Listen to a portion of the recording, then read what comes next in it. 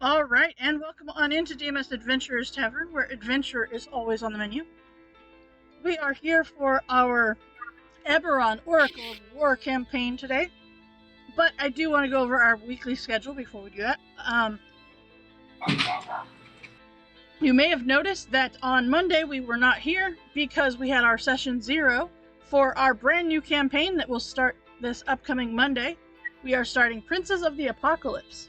Cool. Yeah, so join me for what I honestly, and this was totally not intended to be, but like the actually really good, balanced party. At least to start with. There's like a little bit of, melee, a little bit of range, a little bit of magic. It's actually a really well-balanced, group of... Are you insinuating we don't always do that?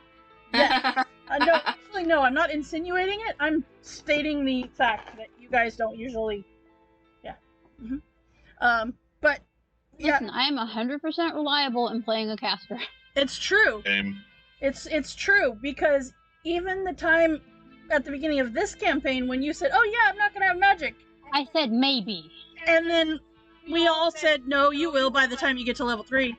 And you did. Alright. Damn well she was going to have some magic.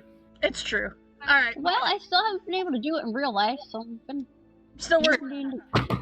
Alright, well then on, of course, Fridays we have our Eberron Oracle of War, and then Saturday we have our Strix7 College of Chaos. They are within their 4th year, and, well, there's some trouble at the school that they're having to deal with, so join us. We're almost done. Did they cause it? No, actually, No, it didn't. easy writing caused it, because it's basically a ripoff of another magic school. Uh-huh. But that's alright. So, with that, and just a reminder, and thank you, Uncle Ragnarok, the kiddos are having their treat time right now. Just a reminder, we are continuing to raise money for Extra Life. I personally am at $550. As a team, we are at I think it's wait, I don't remember. Anyway, we are like $600, I think. We are over $500. We are over $550, but we are working to hit that $2,000 for me personally, and we are also looking for team members if you would wish to join our DMS Adventurers Tavern team. All right. With that, let us go ahead and jump over to our Eberron Oracle of War campaign. We are, believe it or not, on part 10, which means that we are officially halfway through this campaign. Yeah, because there is 20 parts to this, and you are at part 10, so this is the halfway mark. Alright. So when we last left off with this campaign, you guys had dealt with the invasion that was the Warforged with attacking the City of Salvation, as you were, well, not so graciously invited to assist the military in preparations. Conscripted is the word you're looking for. Yeah, that's probably a lot closer to what actually happened. But with the aid of yourselves, you were able to hold off the Warforged invasion, and in fact kill their main invader leader. Unfortunately, however, the military leader, known by his oh so graciously given name of Lord Bucket, perished right after the fight was over, due to a trap that got laid, and unfortunately not triggered during the combat, but triggered by one of the Steel defenders. Yeah, Steel Defender dogs may or may not have done it on purpose. He was kind of. Was that one of my glyphs? No, but it was something very similar that had gotten laid between two of the buildings, and he was walking up to the party and being his oh-so-lovingly awesome self when one of the dogs went running through the building, through the pathway, and accidentally set off the glyph. Puppy's fine. Dude, Puppy's fine. Yep, dude did not survive. Although, to be fair, he did have dysentery, so it's not like he was going to last real long anyway. For real. I mean, if we learned anything from Oregon Trail, he was not going to last very long. Learned anything from Oregon Trail, we should all have dysentery at this point. It's true. It's true. But the other thing that you guys did do at the end of the session was you spent some of the salvage that you had acquired, and you upgraded the base to include a potion laboratory. Now, this potion lab does include an alchemist that is there, and that is on top of your two artificers, specifically Joe, as we know that Joe was super excited about the lab. But this does include an alchemist, so you do have that person, and it will allow you to spend some of your salvage points before a mission to make certain potions depending on the tier of the base itself. So right now you can make all of the tier 1 and tier 2 potions, which would include potion of climbing, healing, animal friendship, fire breath, greater healing, growth, hill giant strength, and resistance, as well as water breathing. Now, these potions, with the use of salvage, takes place to cover all of the arcane supplies and magical formula used to make these potions. So, I believe with Joe, with your stuff, you could probably cut the cost down on your others as well. So, all right. With that, all right. The kicker here, and this is something that I would like for you to remember, each potion must be consumed during the adventure that it is bought for. So each potion must be used during the part of whatever we're playing. So like if you buy one at the beginning of part 10, it has to be used during part 10. If not, it is lost. However, if it is lost, you do regain the salvage that you spent to manufacture it. So that there is that bonus that if you don't spend it, or if you don't use it, you get the salvage back. So, yeah. Alright, so that was the, that was that. So then you have, so with the base, your current upgrades, you have a potion lab, you have the kitchen, training room, library, and forge.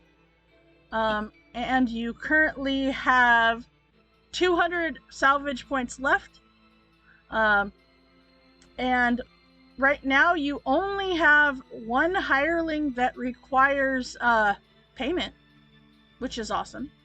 As whenever you come back from a mission, so at the end of a chapter, the alchemist takes 50 of your salvage to keep the lab up and going.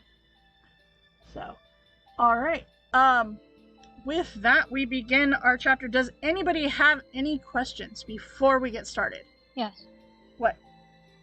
On top of the salvage, are we paying for the material components of the potions, or is it just salvage? Nope. If you get it through the potion lab, it is just salvage. Cool. That covers all of the ingredients and all of that. So Cool. It includes the if the potion has a gold cost or a required ingredients, that is all covered. You're just paying in salvage. Mm-hmm. So, I gotcha.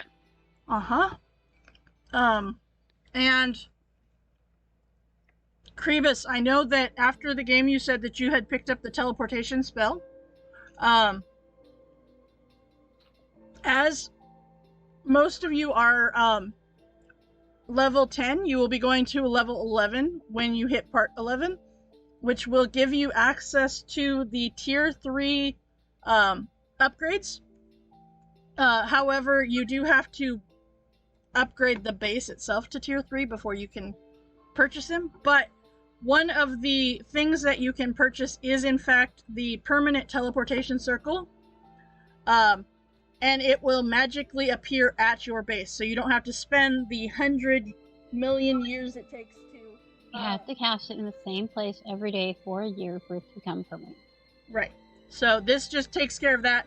You still need the spell in order to make it so that you can get back to said teleportation circle, but you don't have to wait for the length of time. So that will be a thing once you are able to upgrade it, the base itself, to tier 3, which the upgrade does cost 4,000 salvage to upgrade to tier 3.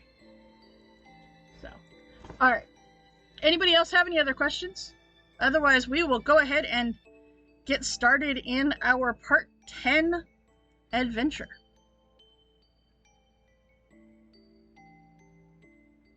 No? Okay. Alright, so when we last left off, you guys were within the trilogy known as the Dogs of War. And I'm gonna go ahead and remind you of what the dogs... Oh, really? Are you gonna come up with the... You're gonna come up with the error. Okay, fine. No, I can see it. Well, on the stream it did not, but okay. So, the Dogs of War is the 3-part storyline that you guys are currently at the 3rd part of. So, in this 3-part series, you had 2 goals. 1 was locate the Oracle of War's creator, and 2 was save Salvation from destruction. So, yay for number 2 already being done, as you were able to stop them coming in. Alright. So, let's see here. Okay. So, with that, that gives you kind of the idea of what is going on. So, you do... So now we're trying to find the creator? Uh-huh. Yep. Alright. Okay, so everybody go ahead and add 1 hero point to your section of hero points, as you gain 1 at the beginning of this chapter. Alright. So with that, you guys are at your base. You worked on the upgrades, you know, just kind of recovering from that last fight. There we go. Alright, so does that 3 is resilience and 4 is boldness? Ooh. Okay. We're always bold. Was awesome for the fight. The boldness was awesome for the fight. Yep. Alright. So, you do receive, a summons, by Captain Alon Ironic, who is the captain of, the Argonath, which is one of the floating, huge floating fortress. Not the one you guys brought back, but the one that he was in when you guys went to go get that. It is the one that is stationed in Salvation while it undergoes much needed repairs. So you are summoned to an early morning briefing within the war room there. So do you go? Why can't anyone just come and knock on the door like a normal person? Because these are not normal persons. They are Always with the summons. Mm-hmm. I just don't know how we managed to get roped into this whole thing just because we found this machine. I don't know either. I'm a private eye, and yet somehow I'm out here fighting a war. Mm-hmm.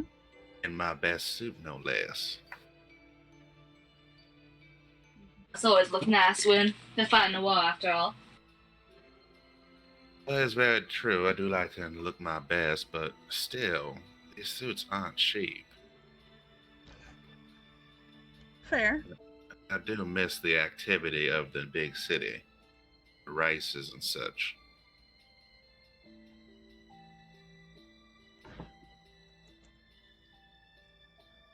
So, do you head through to the fortress? In a minute, I'm gonna read my horoscope first. Oh, go ahead and read your horoscope. Very important, after all. Right. What? It just says Like the other doom. guy, right? This is the original guy that you dealt with, not the. So he's not a complete.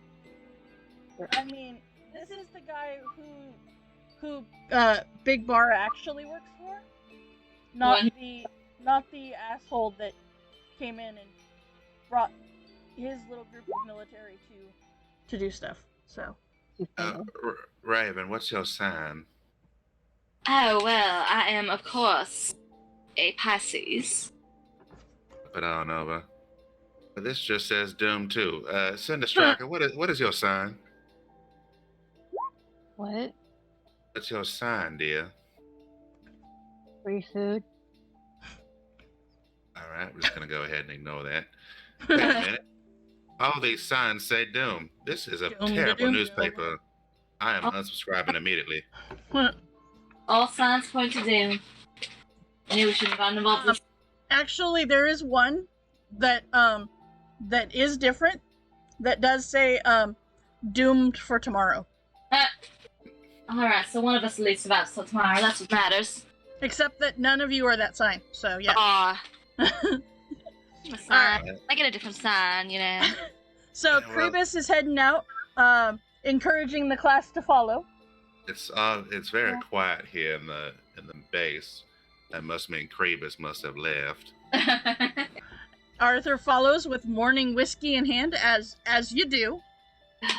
Is that sad whiskey or just whiskey for the AM? I mean, if we're all doomed, I would think it's sad whiskey. No, not morning as it. Well, it'll be morning once the cup is empty. It's the wake up. It's his morning wake up juice. Some Makes people sense. do coffee. Arthur does whiskey. That's a thing. It seems to work, so. I don't know of a Scotch man myself, but I do appreciate. All right. So as Yeah, you I'll go guys, on. Yeah, fine. okay. So as you guys do head through the town of Salvation, Salvation having recently gone under attack by a large force of the renegade Warforged serving the Lord of Blades, it's still dealing with the aftermath. But as you walk through the streets to your destination, you pass scenes of devastation and despair. A sobbing child clutching a scruffy cloth doll, a grieving widow kneeling before a recently dug grave, and even a couple of townspeople pulling dead bodies from rubble of a ruined house. But you know that with everything that you guys did and helped to prepare, this is nothing compared to what it could have been had you not had the time to prepare for these Warforged. Awfully So- depressing here. I mean, it was depressing before they got attacked. It's worse now. Yeah. I mean, this is an outpost after all, in the middle of, or right outside of the Mournlands. So, it's not the most chipper and, whatever of sights. Is so- there any talk about what happened to the general and any blame trying to be laid anywhere? Give me a perception check.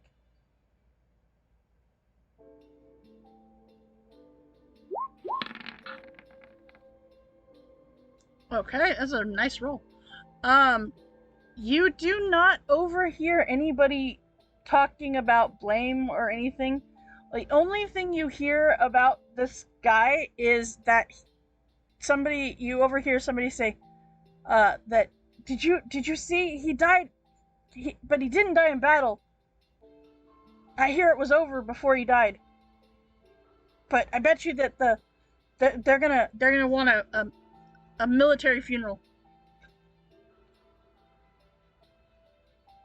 I mean, he didn't do anything.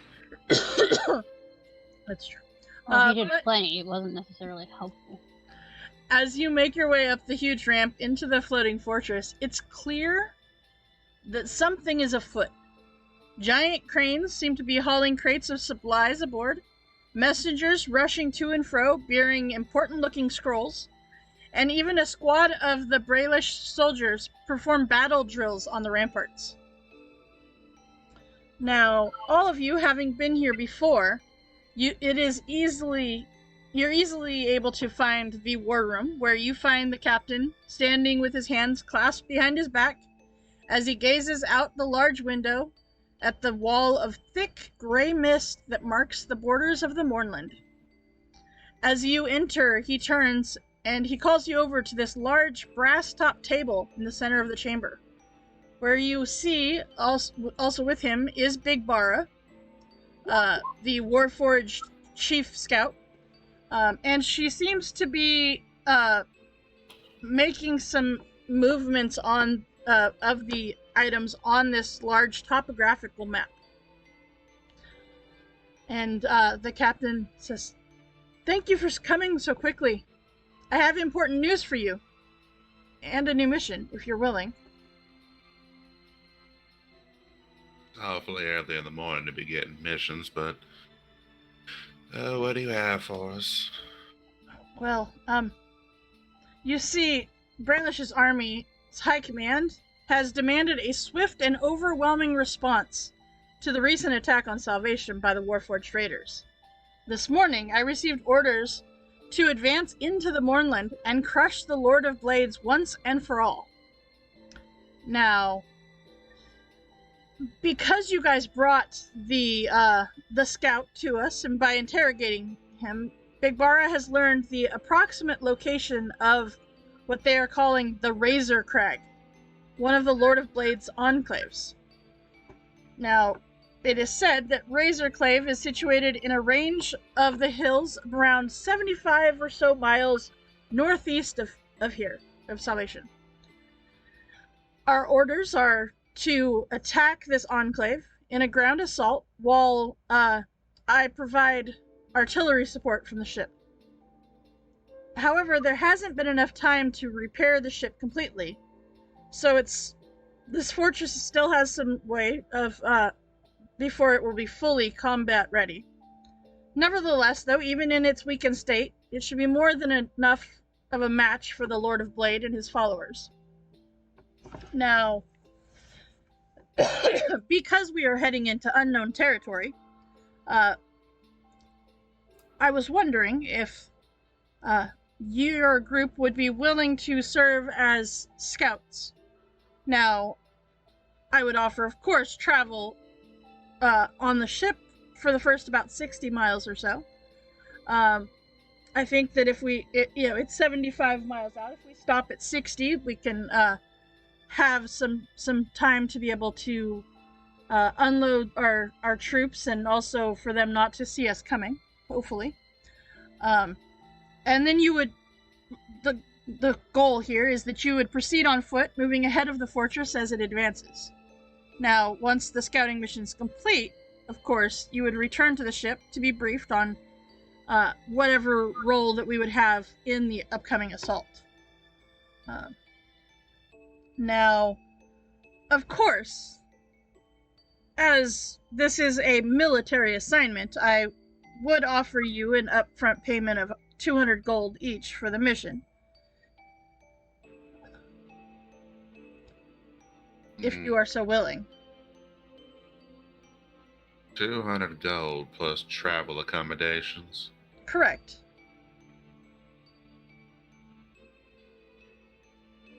I mean, scouting I'm pretty good at that. It's one of my favorite things to do. Well, that is my hope that you would be able to accomplish this, since, well, unfortunately, they kind of know what to expect from the military. But I believe that that your party, although I would say, what's the word I'm looking Unusual. for here? Well, unusual, of course, but well known within the city or outpost of Salvation. You are not quite as well known to those perhaps in the Mournlands. To be able to sneak about and be truly a salvage group. We don't believe- come with military fanfare and uniforms. Correct. And it is not uncommon for scavengers to be out, salvage hunting within the Mournlands. So, if caught or whatever, it would be more likely for you to be able to have a plausible story as opposed to sending in men in uniform. Which would probably be seen as an open declaration of war. I mean, yeah. Pretty much.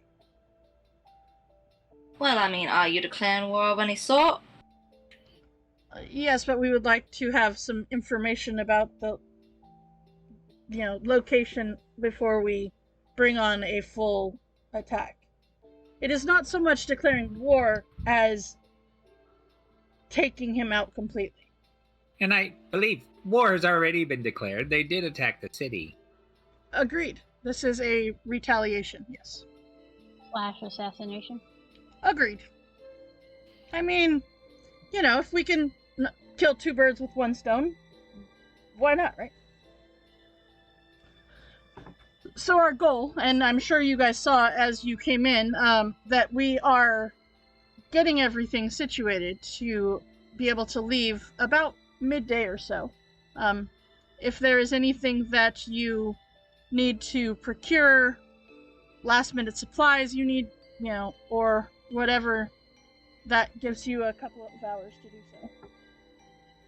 Like I said, this was a very early message this morning, and it is a hope to take care of this so that they can't recoup their losses that they lost here within the attack on Salvation. So, hit them while they're not prepared. Retaliate against them before they retaliate against us. Right. Or before they bring in more reinforcements, yeah. So,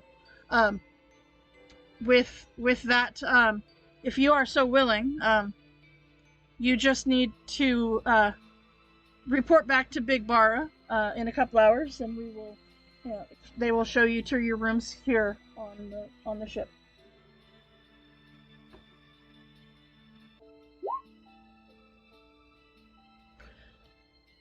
Now, with that, and Arthur, being of the house that you are, you would know that a fortress this size travels at about 2 miles an hour and only travels for about 12 hours a day. So that would mean that it would advance about 24 miles in that day. So leaving midday on that day, you would expect to reach the Enclave about 3 days later. So that will give you that time to prepare anything that you might need on the way. So with that, let's see here. Okay, we're not truly fighting birds. That's just an idiom, Idiom. Idiom, thank you. Which is a group of words established by usage as having a meaning not deducible from those of the individual words. Yeah. Mm-hmm. Do you say this to him, just out of curiosity? No, I'm telling the class that. Okay. Because he said that we're going to kill 2 birds with 1 stone. I wanted to explain to the children that we're not actually killing birds. Okay. Okay. Perfect. I just hear the more you know. Right. I was thinking that too. You hear the sound effect that came with that. Yep. You're not doing so great with the dinner rolls over there, Dorian. Also, I don't know who's throwing rolls. Also, those rolls are not real great anymore. They're a little bit stale. That's why they do a D6 now, because they're stale. They're stale. It might be pretty hard though. So Uh-huh. I wouldn't eat them, that's for sure. Oh no, that's still a D4. No, wrong one then. That's the fresh dinner rolls, and then the other one's the stale dinner rolls. Okay. All right. So the question is to you: do you accept this scouting mission for the military here? I'm not much of a military man, but there is some money to be made, and as I said earlier, these suits are not cheap, so... And the rest of you? I'm in. I Those like we can. scouting and being sneaky. Okay. Yeah, I'm in. Okay. All it right. would be a good learning experience for the class. It would.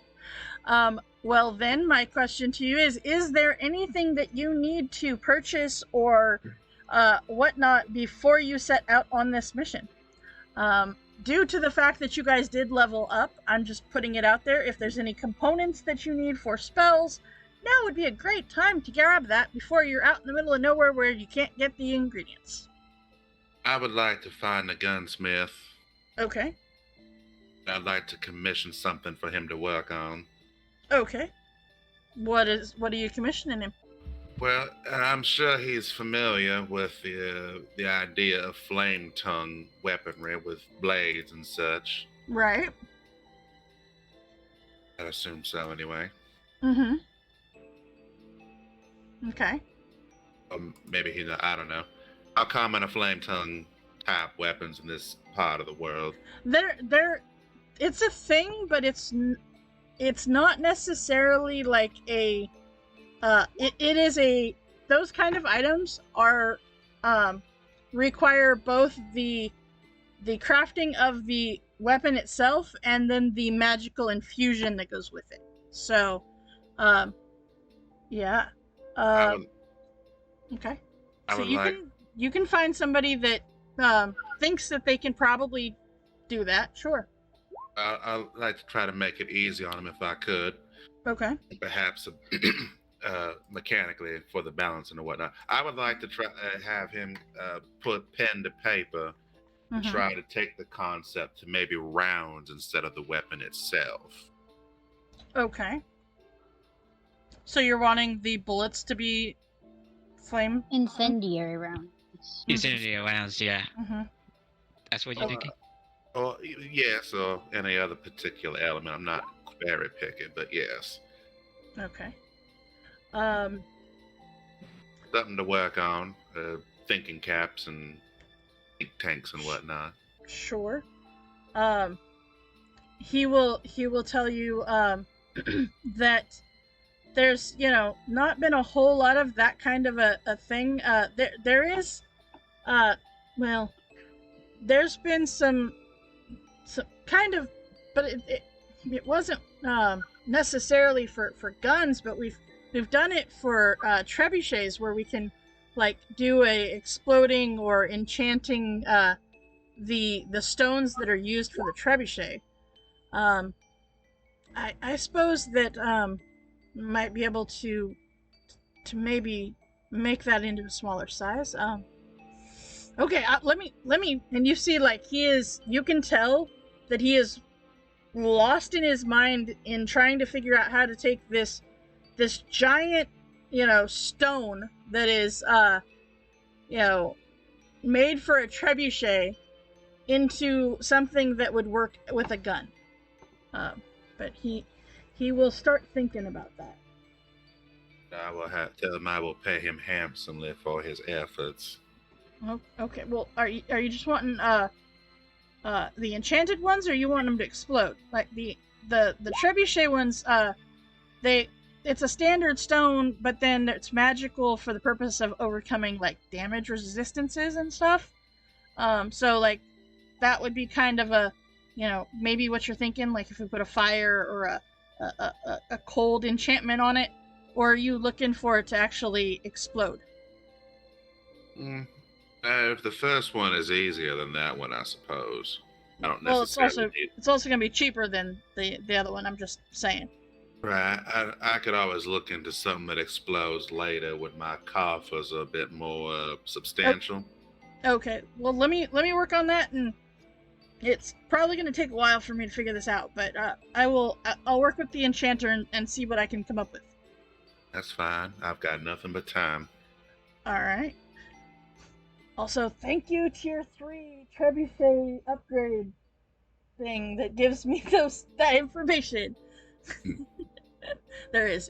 Trebuchet is one of the base upgrades you can get that has 3 types of ammo that you can get. So, Oh, nice. Yep. I was like, crap, wait, no, I saw that recently. Okay. So Kratos is going to find some chalks and inks infused with precious gems. Okay. I'm gonna help.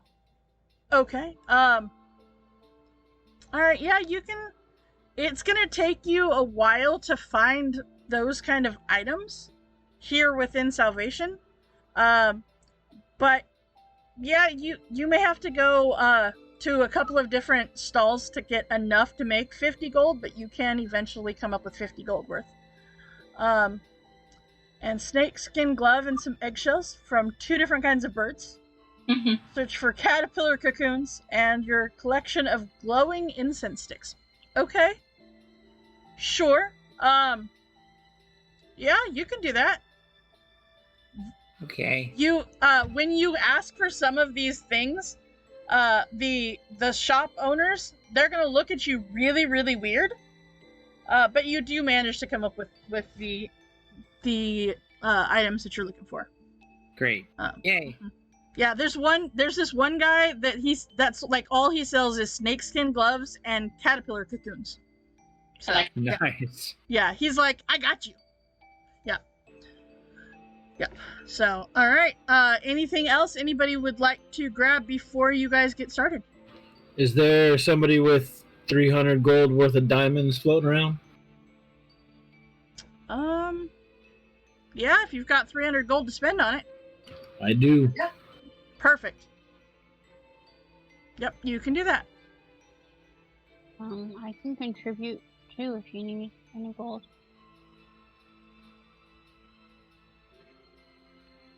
Okay. And then I'm just gonna get Sky Blue situated with, everything she would need to just stay put and stay safe. So, your other 2 party members will take care of the base as well as Sky. They're gonna stay at the base while you guys go do this. So, just for reference. They may come later, but in the reinforcements. But for now, they're gonna stay at the base and get everything situated. Yeah, but she's a kid. I'm a kid. I know what she might do. So Yep. I'm gonna reiterate the stay put and stay safe. Okay. She's like she gives you that whole all right. I was on my own already. I know how this works. Mm-hmm. I know how to survive. Teenagers. I mean, Hey, I was surviving just fine. Me and Earl were fine. I mean, you they were got about caught. to get murdered by a gang. But I wasn't, so that counts for something. Yeah, because we helped. Hold on. I mean, I would have been fine. I don't have to insight to know that was bullshit. I mean, it's true. She might have been fine. There was the chance she could have been fine. The odds were not in her favor, but there was the chance she could have been fine. But, okay, so you removed 50 gold from your pile, okay. Is there anything else that anybody else needs to purchase? Now is your time. Do we need to make any potions? Do you need to make, do you need to make any potions from the potion lab before you leave? Having the meal wouldn't really do us any good because we're 3 days away. Correct. Oh, wait, was that a list of potions that we could make? Go to tier 1. Well, no, right there, current upgrades. Let's see here. With a table. because I'm just a little bit of a Virgo. Tier 1. Your horoscope also says doom. No, mine's the one that said doom tomorrow. Ah. We were prepared, so we get to doom tomorrow, not today. Did they describe the land in which we were going to, the terrain and whatnot? So, that's part of the thing that you guys are going to scope out. Standard then- Mournlands, as far as Yeah. I know. As of right now, it's just in the Mournlands. So, that is for what the, you do. and for the sake of utility, I shall craft a potion of climbing. I can make that. Okay. Postal climbing and else. Yeah, that should be it. Maybe a couple healing potions. Oh, Well, I've got plenty. You currently have 200 salvage points that you can use to craft potions if you would so desire. I have 6. I have 3, and I can make more with my abilities if we Uh-huh. need. Okay. I have 2. I think they're greater healing, if I remember right. The reason I say this, Joe, is so that if you want, because you have a bigger list of potions that you can make, as opposed to just this very select group of potions that the lab can make. So that's why I'm like, if there's something that you want to make that's not on this list, you can. So, because I know no. your list is much more extensive than this one. Yeah, but no, nothing big. I can think of, or nothing that for this mission, anything Okay. like that. So, are you making the potion of climbing, or is it coming from the laboratory? Oh, I'm gonna make the potion, but I'm gonna use the laboratory. Okay. I'm gonna do the 50. Yeah, 50. Okay, yeah. All right. And I'm asking because then I can take it off of the current points. for I'm gonna ask the group. Our character, do you want at least 1 greater healing, just for mercy? Because I that's mean- 100. That could be helpful, just to be safe. I mean, I think I have a couple. And just for reference, you do on a complete mission, you get 100 gold per character or 100 salvage per character. So Yes, let's do a greater healing just to be safe, so we have another one. okay, Alright, so so that'll leave you 50 salvage points. that's what I was asking. Mm-hmm. Okay, so Joe, do you want to be in charge of the salvage base potions, which is a greater healing and a climbing, or do you want the climbing there, Dorian? The climbing is for Dorian's request. Okay. All right. So just make a note on that you have a potion of climbing and a potion of greater healing that if not used will go back to the points. So we'll use that one first before we use the other one. Yep.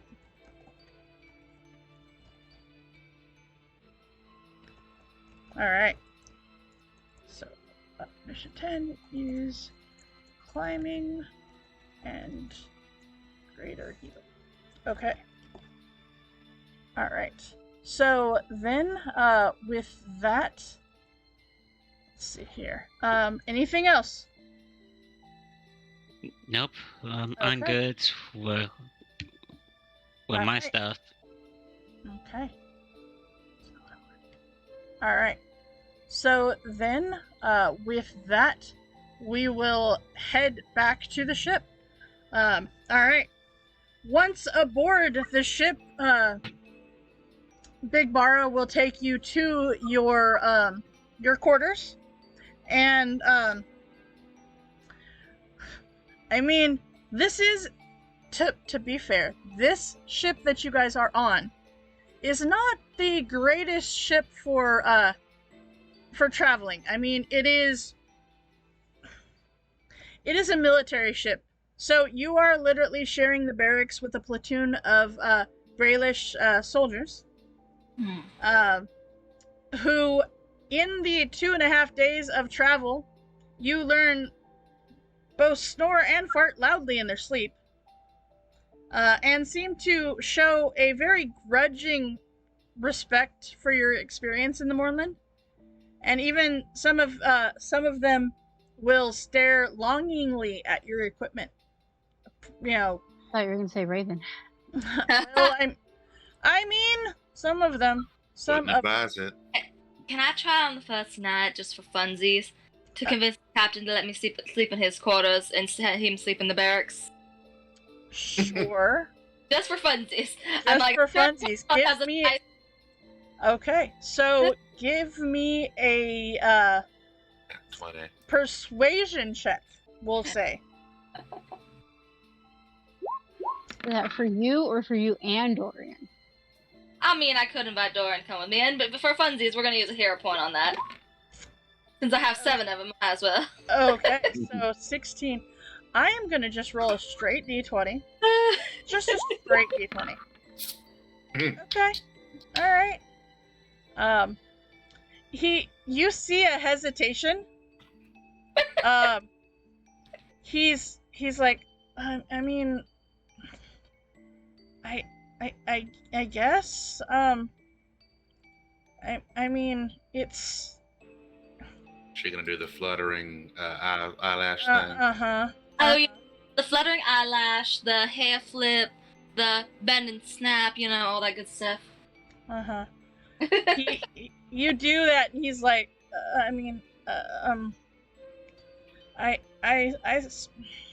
and you see, like, finally he will do that. He will give it up and allow you to sleep there. Ah, thank you. You'll have such a good time bonding with your crewmates. I mean, not really, but sure. I mean, yeah. Okay. And you get the feeling that this is very begrudging that he is giving up his room and taking the other. And you get the feeling that this is one of those things that does not happen very often, if ever. And yeah, he's like, I just like to give people new experiences. You know, he's never had to give up his bed before. I mean, he has given it up before, but not since he became captain of the ship. And we are technically under his command. You are technically under his command, yes. Which is why it's really, you know, a begrudging thing that he's like, why am I doing this? Why? I don't. And so you see, like, he will pack up some stuff, and he's like, because not only is this room where he sleeps, but it is also his office. So, like, not only is he giving up that, but he's also giving up his office. Oh, he can have it during the day. It's just for sleep time. For nighttime, you know. Yeah, exactly, Dorian. He's like, wait, what? What? And, you know what? Actually, everybody else, give me a perception check, please. Everybody else.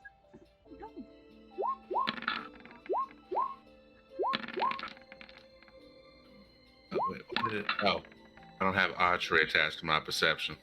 Well, it's Bardic Inspiration. No, I don't have that right now. No. Okay, so, Krebus and Cinder Striker, you catch him after he has left his quarters and is, you know, moving about the ship, and both of you independently hear him grumbling about, man, women, they get to your head and you just, yeah, it's very much that, you know, regretting that he allowed this, but he allowed it, so, I mean, you know, can't have somebody like that sleeping with the, and he, you know, it's just very much that grumbling he has so many regrets. So many of them. So many regrets. So many regrets. Yes, all of them. He has all of the regrets. Yep. But you guys are, the rest of you that are sleeping within these quarters, with the soldiers, you notice that those that are staring at your equipment and whatnot, you notice that their armor is dented, their swords nicked, and they even there's only a handful or so that have more than like 3 arrows in their quivers, and one of them little more outspoken of the soldiers, when you guys notice this, grumbles, it's all about the cutbacks. I don't know how they think we're gonna fight with 4 arrows. It's not like they actually come back. But with that, as you guys are kind of wandering around the ship during the day and stuff, outside, the view from the ramparts is bleak. A blasted landscape, scarred and warped by decades of war. Okay, Arthur, that's pretty awesome. You will mend some of their gear. Appreciate that. And you, new invention, Boomerang Arrows? Okay. At night, I will, in addition to finding somewhere else to sleep sneakily, I will go around and put some arrows into the stored spots and stuff. Okay. Sure. How many arrows do you currently have? I have 25 regular. I have 20 regular and 25 silver. Okay. So are you giving up your regular ones or the silver ones? I'll keep like 5 of each. Okay. So I have the magics now. Okay. So Arthur, while you are going through and mending some of this stuff, you learn a little bit about some of the soldiers. There's now within this and throughout the ship itself, there are various genders of soldiers here, and from a very vast, variety of different towns in Breland. You especially learn a few things about some of the soldiers. There's a few that seem to be the ones that are sleeping like by you guys, and you learn a couple of their names.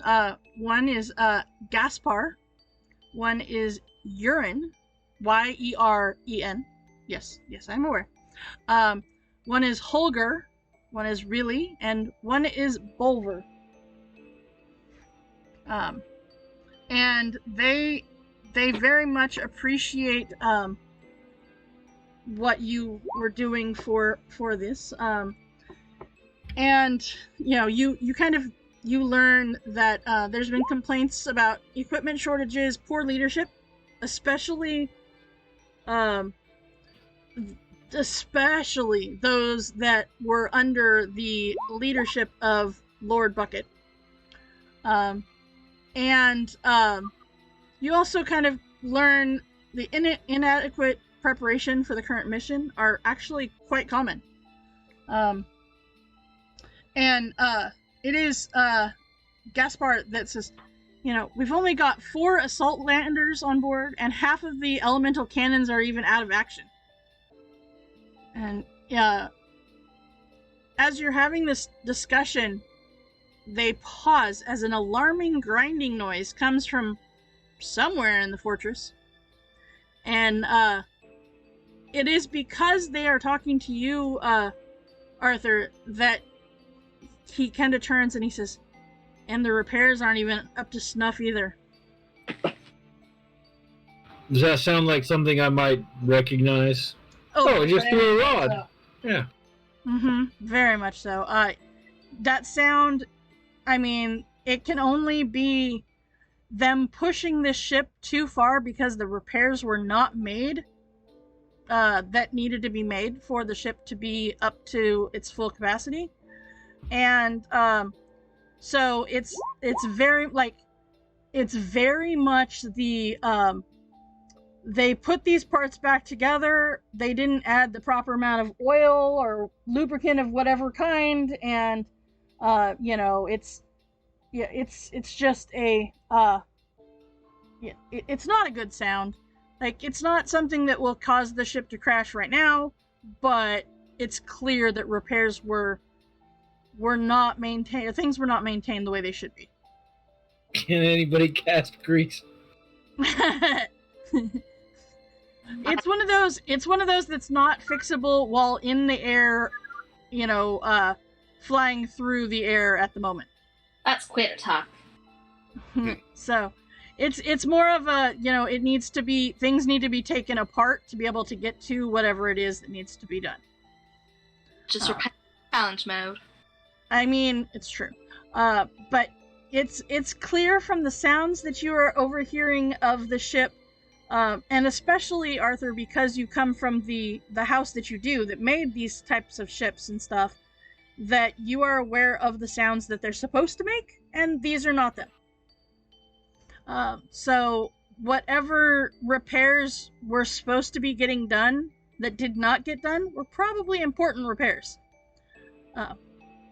But this goes on for, the 2.5 days of travel that you get on this ship, and it is about an hour or so before dawn on the third morning when you are awakened, and Big Bara comes up and says, excuse me, can we need to have our final briefing before you guys disembark. We're getting close to the point where we are going to stop.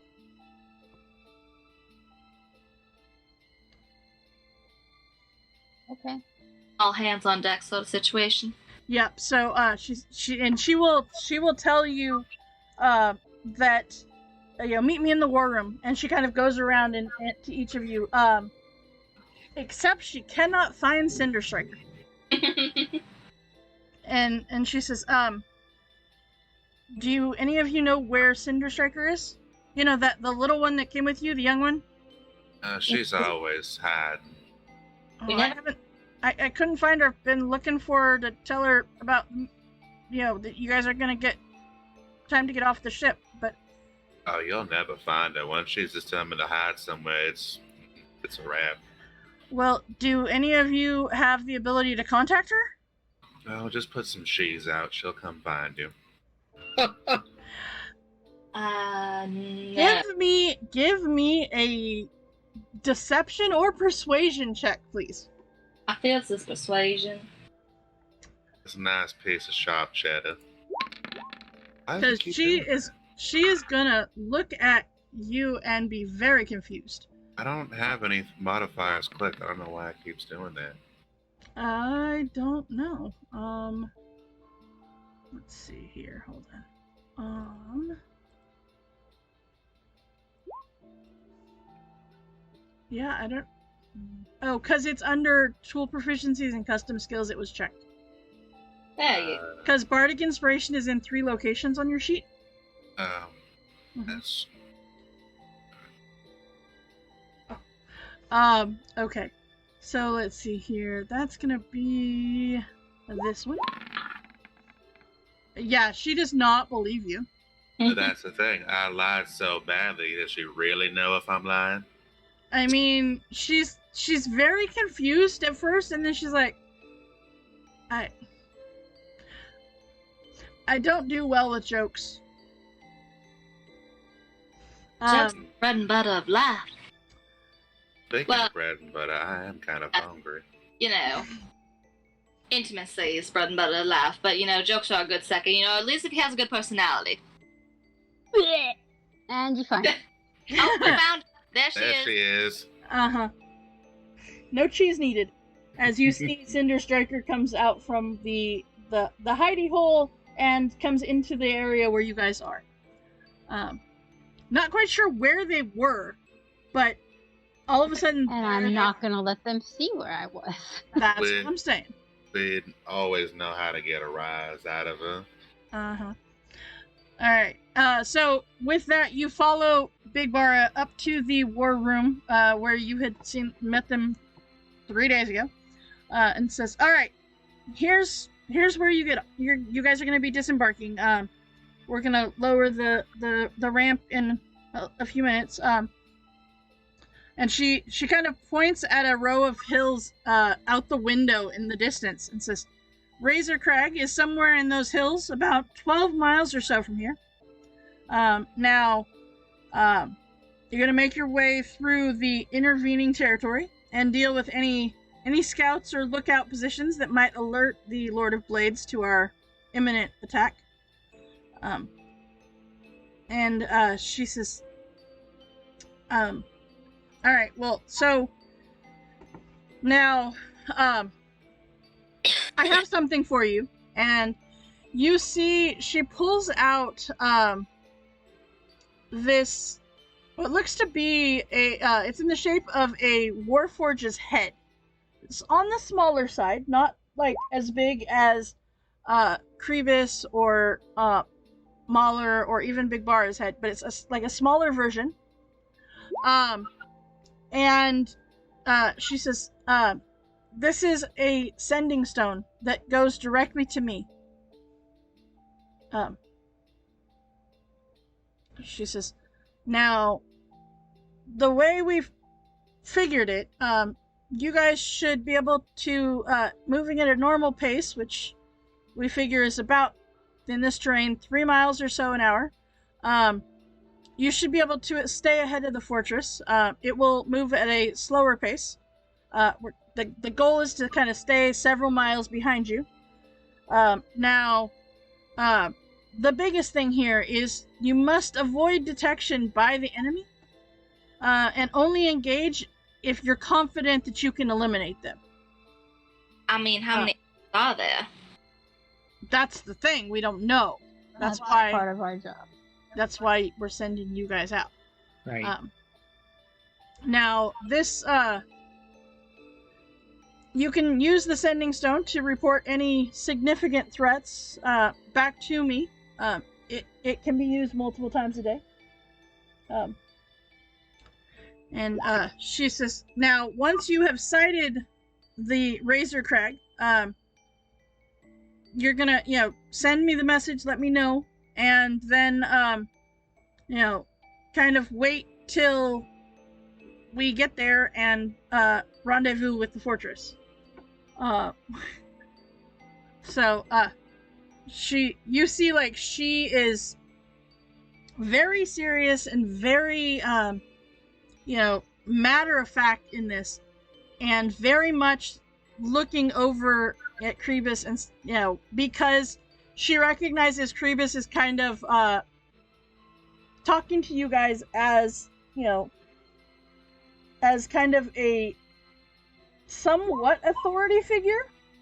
She's not quite sure what the relationship here is. Join the club. But she looks over at Krebis and says, "Make sure they don't get caught."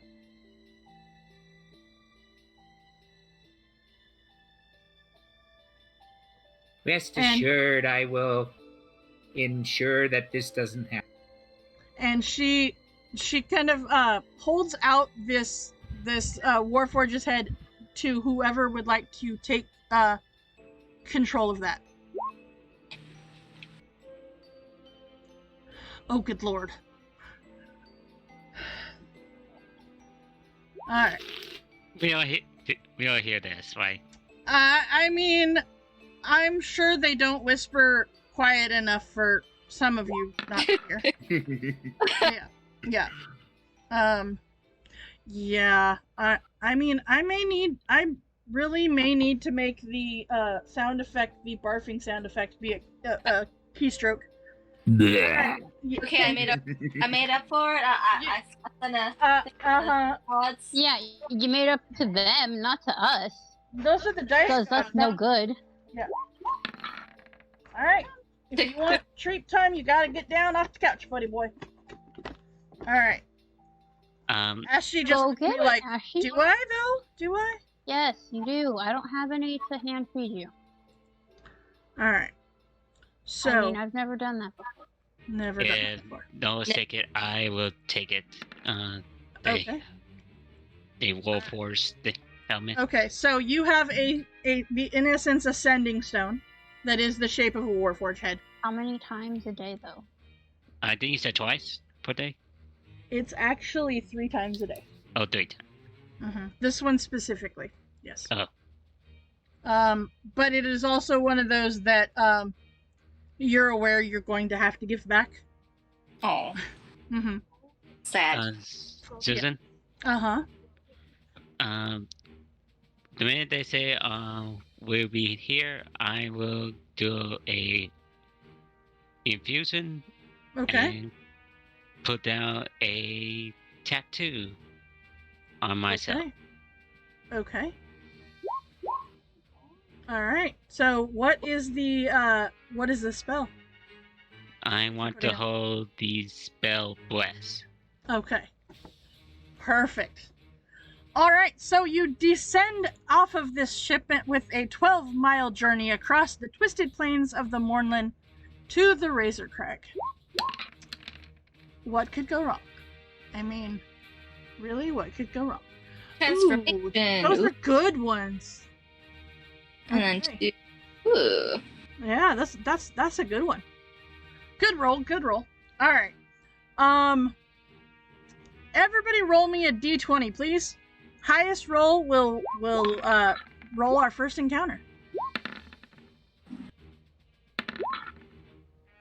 All right, Dorian, I need a d6, please. Perfect. All right. So as you set off on this this walkabout, we have like all the supplies we need, food, water, everything, right? correct. Okay. Just making sure. You do. All right. So with that, you get about a mile, maybe mile and a half, when all of a sudden you come across this area of the ground that there are cracks in the earth that you don't notice until after you are officially on top of them, that they actually emit something. As the party is passing through this section, and all of a sudden this freezing fog comes up. Okay. I can check for traps while moving at a regular pace. You can. And you can I would be doing. I will say you will have advantage on the dex save the con save that I need from everybody, please. Which one you said? Con. Huh? As this freezing fog comes up from the cracks in the earth to surround you. Susan? I guess so. Uh-huh. I'm gonna do a heal point. Okay. 14. And my last thing I'm gonna do Uh-huh. is Flash of genius to who? Yourself? Or Yep. to somebody else? myself. I'll give a flash of genius out as well. Okay. Are you giving it to yourself or are you giving it to somebody else? Not myself. Probably Dorian Okay. or Raven, actually. Raven. Good to hear. Wait, Raven's odd time. She's not wearing a lot of clothes. She doesn't do well with cold. Uh-huh. So it's just a +3. Okay. Alright. So, with that, you were looking for a 15 total. Yes. Nope. No. Okay. So, so with that'd that... be 15 for me. I think. Okay. So, if you had a 15, you take 2 points of cold damage. If you got under a 15, you take 5 points of cold damage. Ouch. Well, that's And I'm going to actually put you guys onto this map so that it makes it easier for you to change your hit points and the like. And like. And the like. Let's see here. Joe. Arthur. And Chris. There you go. Alright. So, okay. So with that, okay. Let's see here. The next highest was, Joe. So, Joe, roll me a, d6, please. Okay. Yes, that was my next. You beat me to it. That was the next thing I was gonna ask. Or okay. So as you are traveling, Cinder Striker's a little bit ahead of you. Cinder Striker, you notice a up ahead, just a little bit up ahead. You see a very beautiful pool of crystal clear water tinged with blue. Now, this is avoidable, so you do not have to go into the pool of water. So if you wish to, you can. But this is something that you do not have to go into. You can skirt around it. I'm gonna kind of jog back to everybody and say, avoid that, very suspicious, and then go back out and keep going. And yeah, as you kind of circle around it a little bit, you are getting a kind of intense heat from the pool. For it looking to be like it, appearance-wise, it looks to be this nice, clear, cool water, but the surrounding temperature of the area is very warm. Like So, Scalding warm, or is it just like a hot spring warm? hot spring warm. Ah. You don't see the pool giving off any steam, though. But yes, very much a hot spring. So possibly, some acid or something. Not quite sure.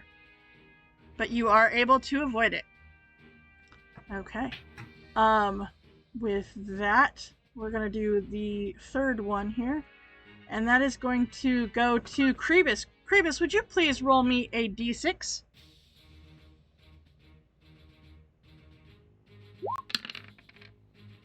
A 1. Okay. I'm going to use that same perception check for you there, Cinder Striker. So, with that, you are the first to notice, as you feel the ground start to shake a little bit below your feet, Cinder Striker. It's not something you see, but the first thing you feel. And you're not quite sure what is going on, but it almost feels as if the ground is starting to swirl and churn under your feet. I'm gonna try and jump clear and say, it's bad, don't walk over here, the ground is... I don't know, but it's not real ground anymore. Okay. Do we see this as well? If you get close enough, you will. But we don't feel...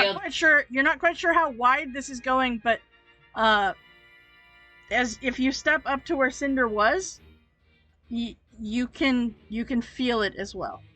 There is a radius to this, whatever it is. And it seems that Cinder had just stepped into this radius. Now You have moved out of the way since. Now does it almost feel like... Does it feel like a natural earthquake, or is it like something from below the ground? It seems the ground is like swirling and churning, and if you step forward into that spot where Cinder was, it's still going. Susan? Uh-huh. I'm going to take one first level spell slot to make a quick potion. Okay. And the potion I want to make, let me see, is flight. I mean, I think the dice say you want to make flight too. Mm-hmm. 2 of them. Wow. Yeah. I'm just gonna go out on a limb and say the dice say you should use a fly potion. Now, theoretically, if we each drink half, will we have a flying speed of 5 feet for 5 minutes? Nope. Sad. All or nothing, buddy. All or nothing. I feel like you only say that so you can share a drink with Dorian. I mean, that's probably not wrong. I mean, I'm just trying to make sure we all get to fly, because, 2 potions isn't going to get us all over. Very No, I'm true. just going. I'm gonna drink the potion, Mm-hmm. and I'm gonna try to fly across, see how swift the So, sand is. Like, The thing is, from above, you don't see any of it. I don't see any. You don't. Yeah, it's one of those things that the only way you know that this is a thing is by putting your feet on the ground. You can feel it through your boots, through your contact with the ground. It seems that it is deep underneath the ground, swirling and churning. What happens? I touch it with a dagger. Would I feel is sitting? You would, yeah. You would. So I'll go above, take my dagger out, and move across the ground and see Okay. until it stops. So you find this feeling is got about a 30-foot radius.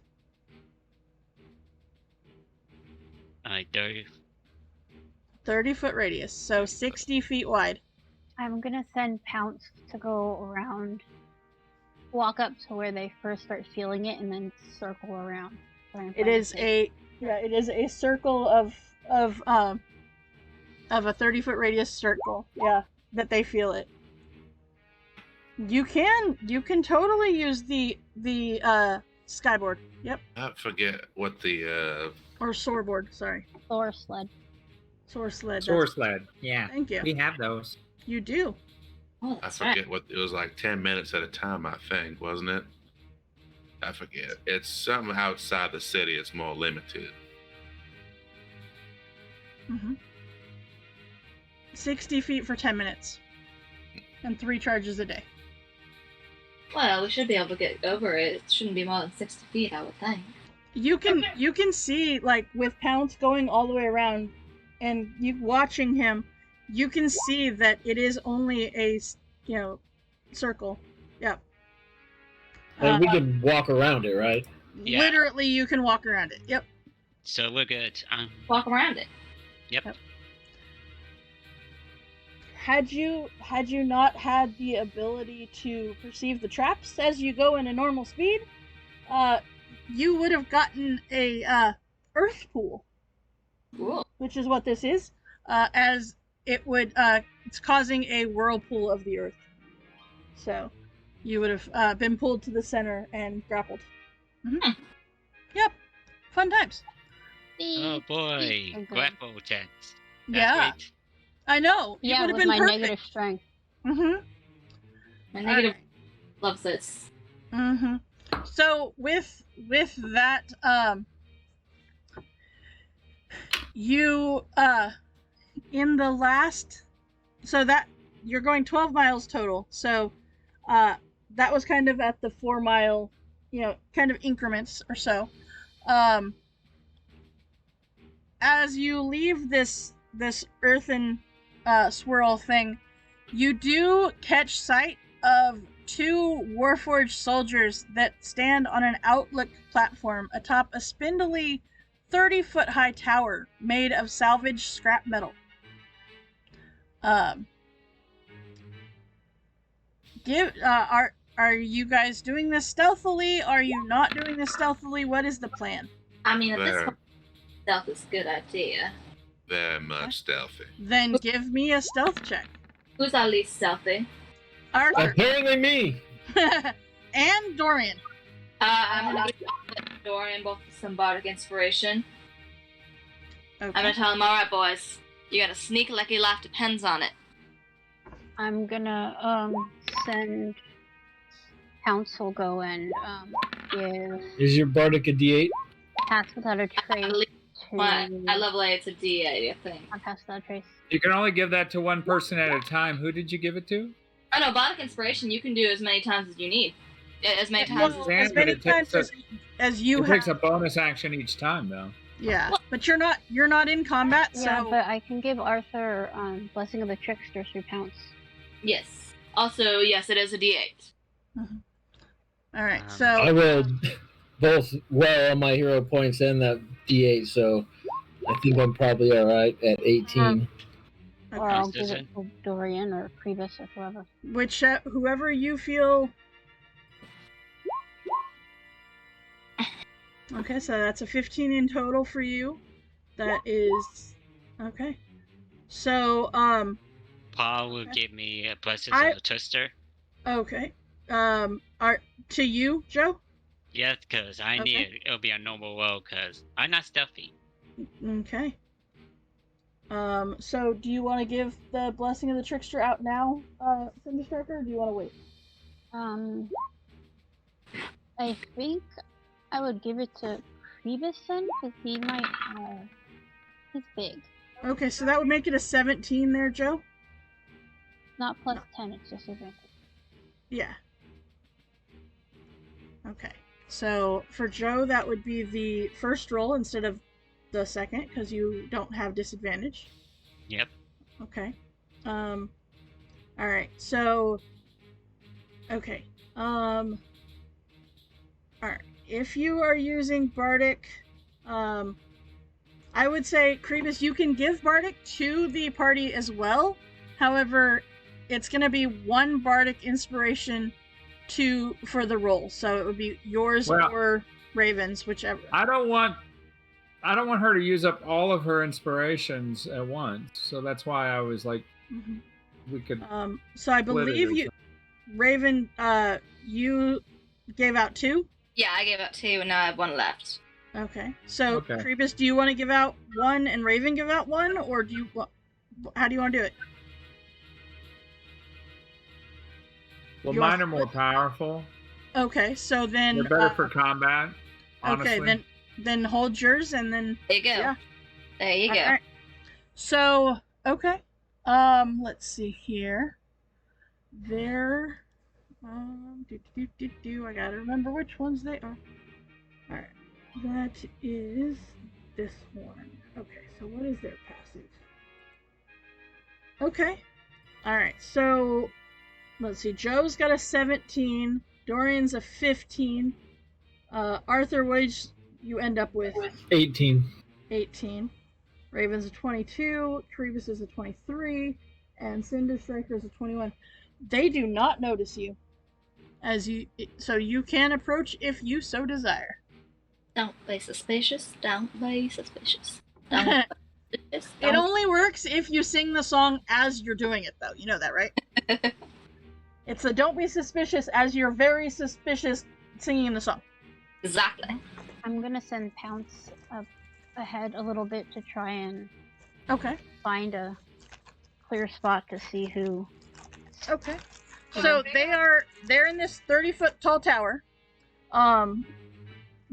Pounce will tell you that you can see it is very easy to climb this tower. There is a like ladder situation going on. So it is easily climbable.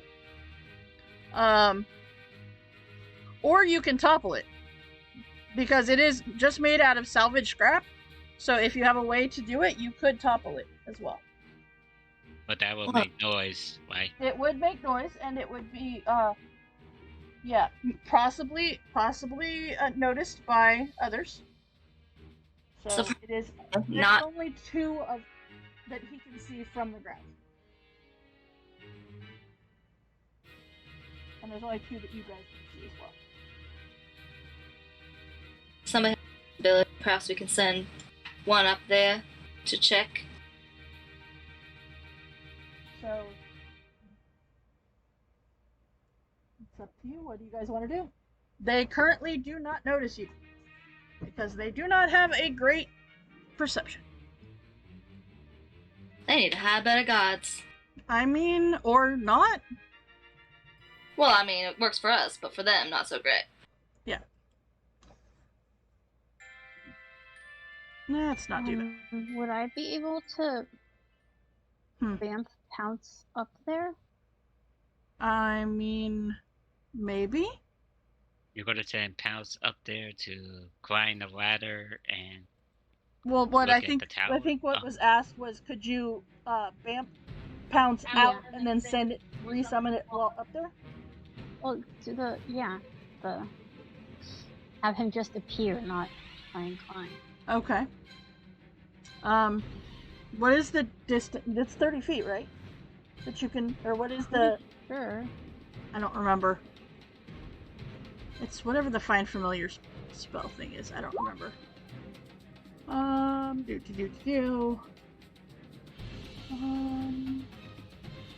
Okay, they can Those communicate. 10 feet ways.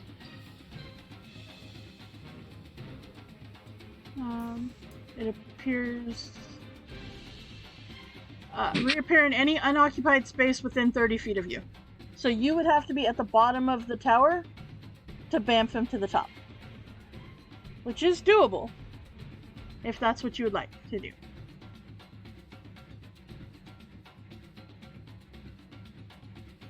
I Yeah, mean, these gonna- are magical cats. They can also climb. So I'm gonna stealth up and try and send him up there. okay. So you send this. You send Pounce up to the top of this. Okay. Trying to put it behind them. You can do that. And you see there is 2 Warforged soldiers up there, and that is it. There any extra weapons or ammunition or? They currently.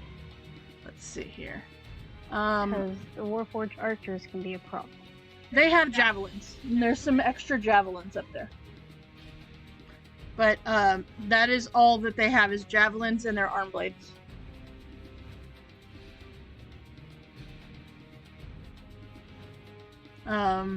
Actually, give me a perception check from Pounce, please.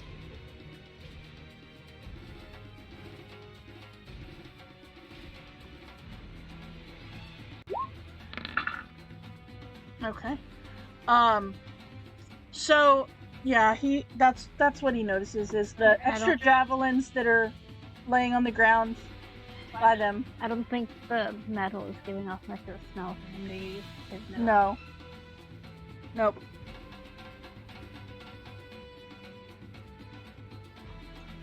Nope, it doesn't seem like it's being super helpful in that.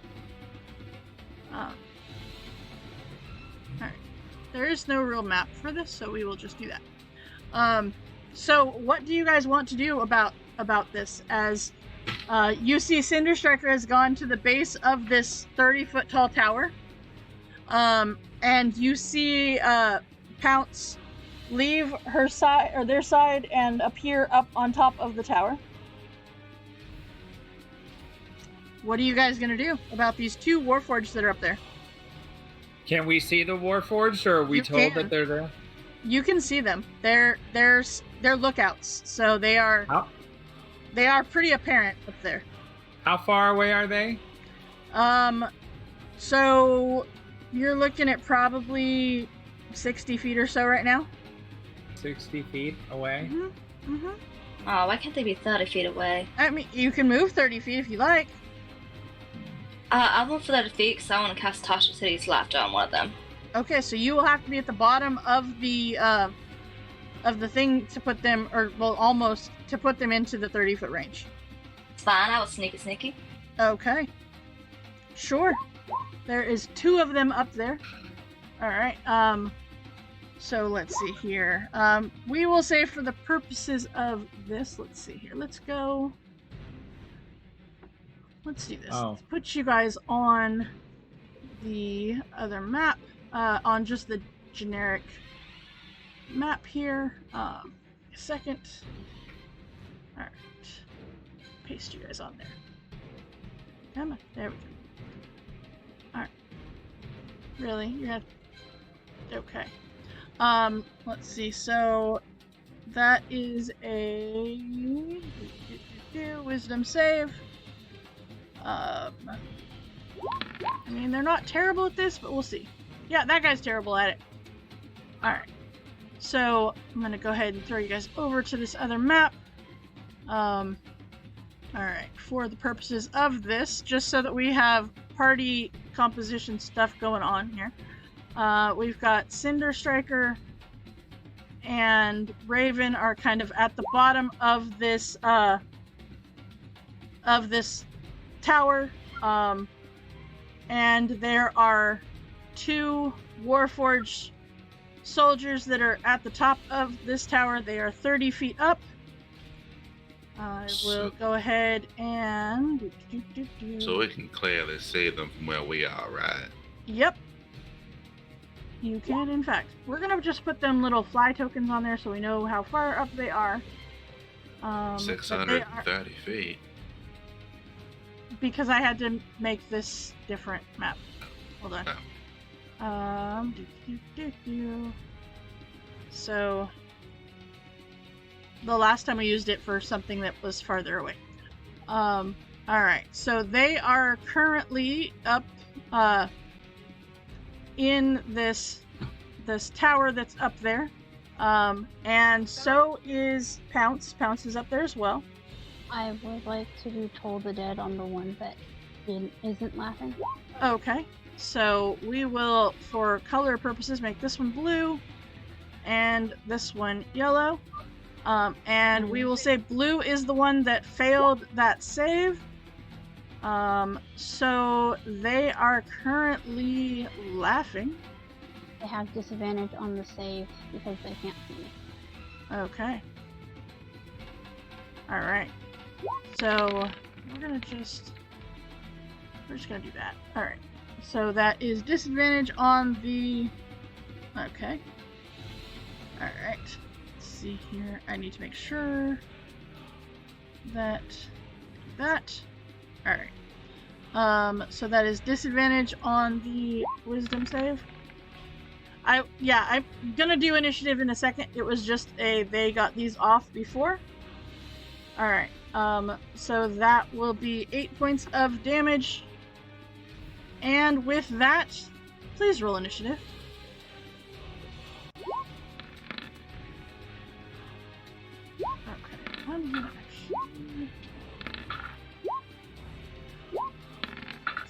The initiative thing on there. I mean, it's in there somewhere. Alright. I'm gonna turn the concentration thing off because it was working for a while, but it's kind of more of a pain than it's worth. Alright. So, with that, gonna sort. And I should actually make sure everybody was in the order here. Dorian, the Warforged, Raven, Cinder. Okay, soldiers off here. Alright, okay, Cinder, Joe, Arthur, Trebus, Raven. Yep. Alright. So, with that, Dorian, you guys, yeah, you are... Keep in mind, they are 30 feet up. Yeah, that's about right. You guys are kind of sneaking on by. So, what do you want to do? One is laughing, and the other one just got told to dead. So. Well, I assume that the one that got told is gonna stop being rather rambunctious. Most likely. So it seems like stealth is no longer an option for this particular encounter. They are aware that there is something or someone around at the moment. And right now, the group of you guys that are up here, you guys still have stealth. It's yeah, they are aware something is somewhere, but they haven't seen it. But we don't have surprise. We're just stealthy. You're just stealthy. Yep. You want me to go stealth? Because I'm trying to hide. But I hate to ruin a good suit, but being that we are trying to avoid being seen, I will lay prone. Okay. And then the one that is told and likely like looking around is the one I will fire upon. Okay, that is yellow. So this will be my first shot. Okay. Just gotta get you guys into squares because you are not. Okay. Yeah, that's definitely gonna hit. And that's one way to kick off combat. Holy crap. Oh. Alright. Then I will take my second shot. And I may as well use a, How do you get... Wait a minute. So it's 2d10 plus 4. And then why is the second one 4d10? Okay.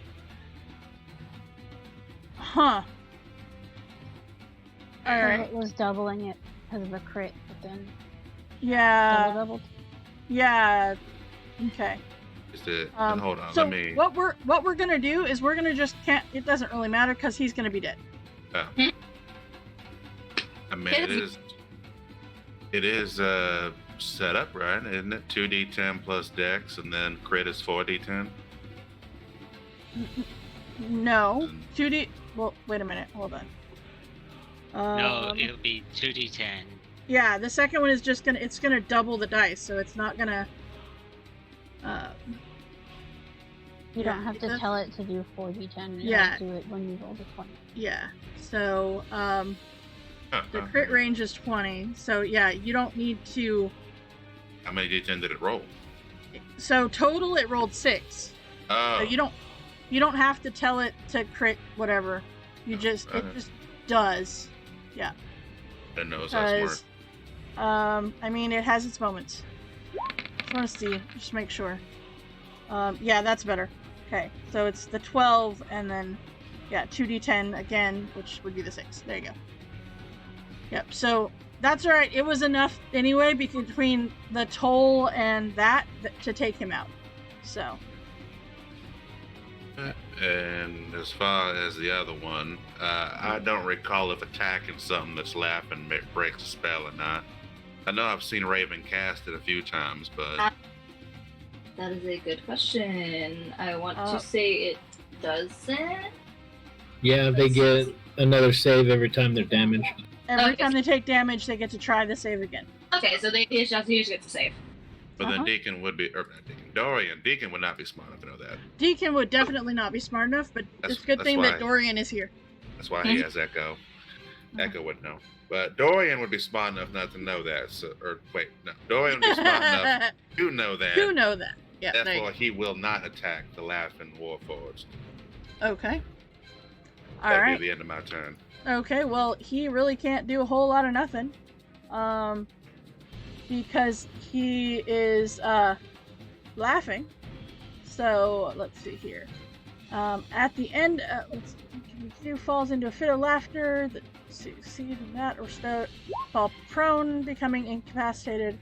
And actually, he's prone, so it would be disadvantage for his side anyway. So, alright, then he has, at the end of his turn, he gets another chance to make this wisdom save. Alright. Oops. Hold on. As requested. Hold on. That was the pistol, yeah?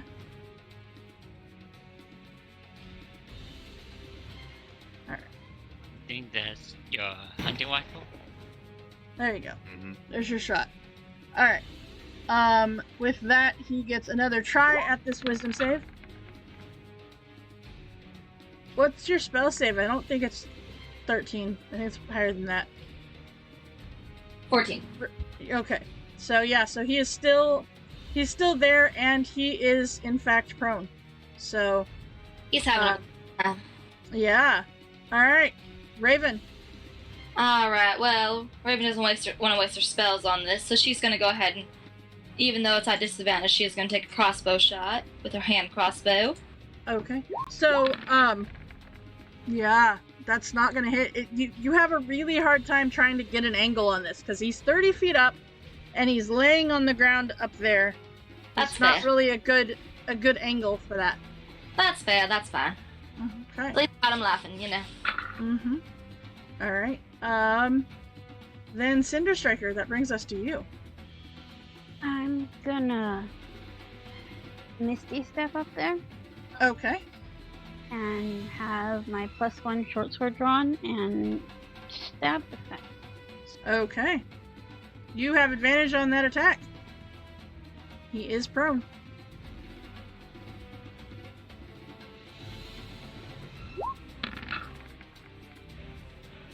An 18 will hit him. Yep. And most likely kill him because you have sneak attack. Oh, he's still up, believe it or not.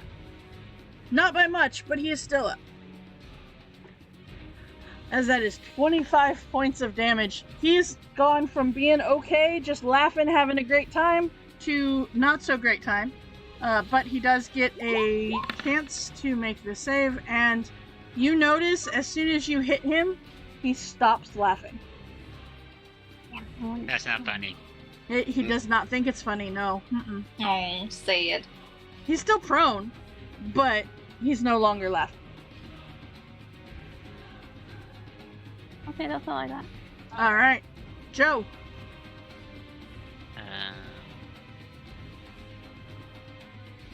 I forgot. How long have we been walking since we've been here? You are within the last couple of hours of your trek. So, you are at like hour 10 or so. Okay. Or mile 10, I should say. Mile 10. So it's 3 miles an hour, they're assuming. So you're looking at, you're at like hour 4. What? Oh. Okay. So yeah, you've been walking for little over 3 hours now. I gotcha. Because you've not taken that potion, correct? Huh? You still have them. Yeah, I still have the potion. Okay. But I'm just going to open my spell book, try to remember a spell, and cast. Okay, it will. You saw him before, so you know what your target is, and so that will definitely magically hit the target. And with that, Cinder Striker, you see these 3 bolts of magic missile coming at this Warforged, and it just decimates him. I like it. Well, I want to search everywhere, everything. Search all the things. Okay.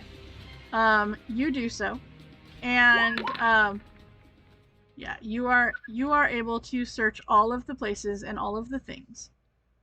All right, and so with that, let's see here. I'm just gonna go That wasn't with. supposed to be an advantage. Okay, it's all right. Okay. So it doesn't matter because the other one was a 24, so it's fine. Alright. I'm good at what I do. It's a little louder than I wanted. Okay. A particular set of skills. You do have a particular set of skills, and you are good at those skills. Alright, so you see that they have their arm blades, of course. They have roll me a d20, please.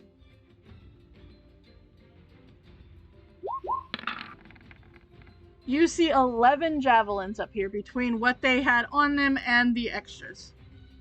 Do I see the little mini drones detaching off their heads? You do. Except for the fact that the magic missiles went right into the one. But did the other one? On the other one, there is you see it start to come off. I'm gonna tell somebody to search it. Well, you are the one that is up there. If you would like to, you're technically out of initiative because you've killed both of them. So if you would like to try to attack this drone thing. Oh yeah. So with Yeah, the drones that come out of their hairs and warn others. Yep. Okay, as it flies off of this Warforged, Cinder Striker, you shoot it with Eldritch Blast at the same time that Arthur comes up with a firebolt. Arthur, roll your damage for me, please.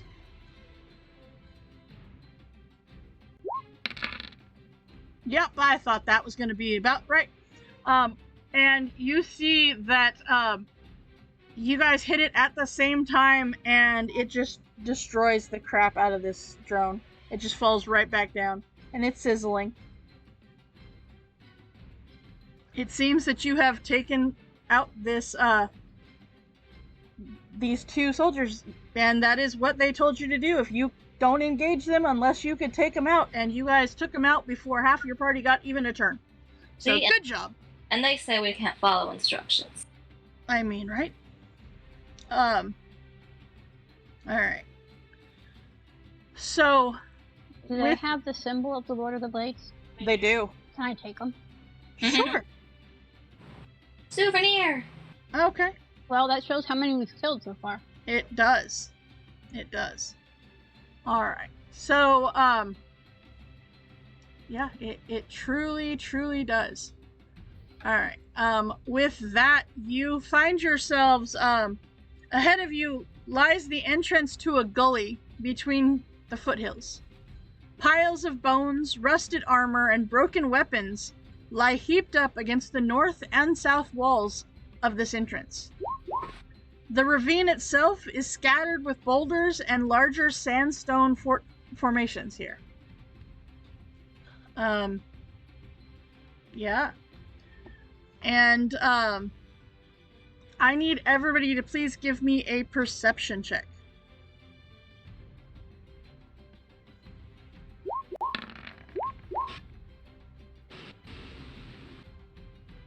Wow. Okay. Good job, Dorian. Alright. So, Krebus, you and Cinder Striker, you guys kind of pause before you get to this entrance. You saw it and you kind of pause before. And you look around very, very, very well. And you actually spot that there is... Oh, that was so close to a natural 20 right there for that second roll. You guys spot some Warforged that seem to be laying in wait. You see a total of 4 of the blade sergeants that you had seen before at the fight. But the one thing that truly stands out is the fact that there is what looks to be a Warforged riding a unusual creature. As you see that this Warforged is on top of what looks to be the carcass of a crab. So you see this Warforged riding on top of this giant crab. Dead crab? I mean, it's moving.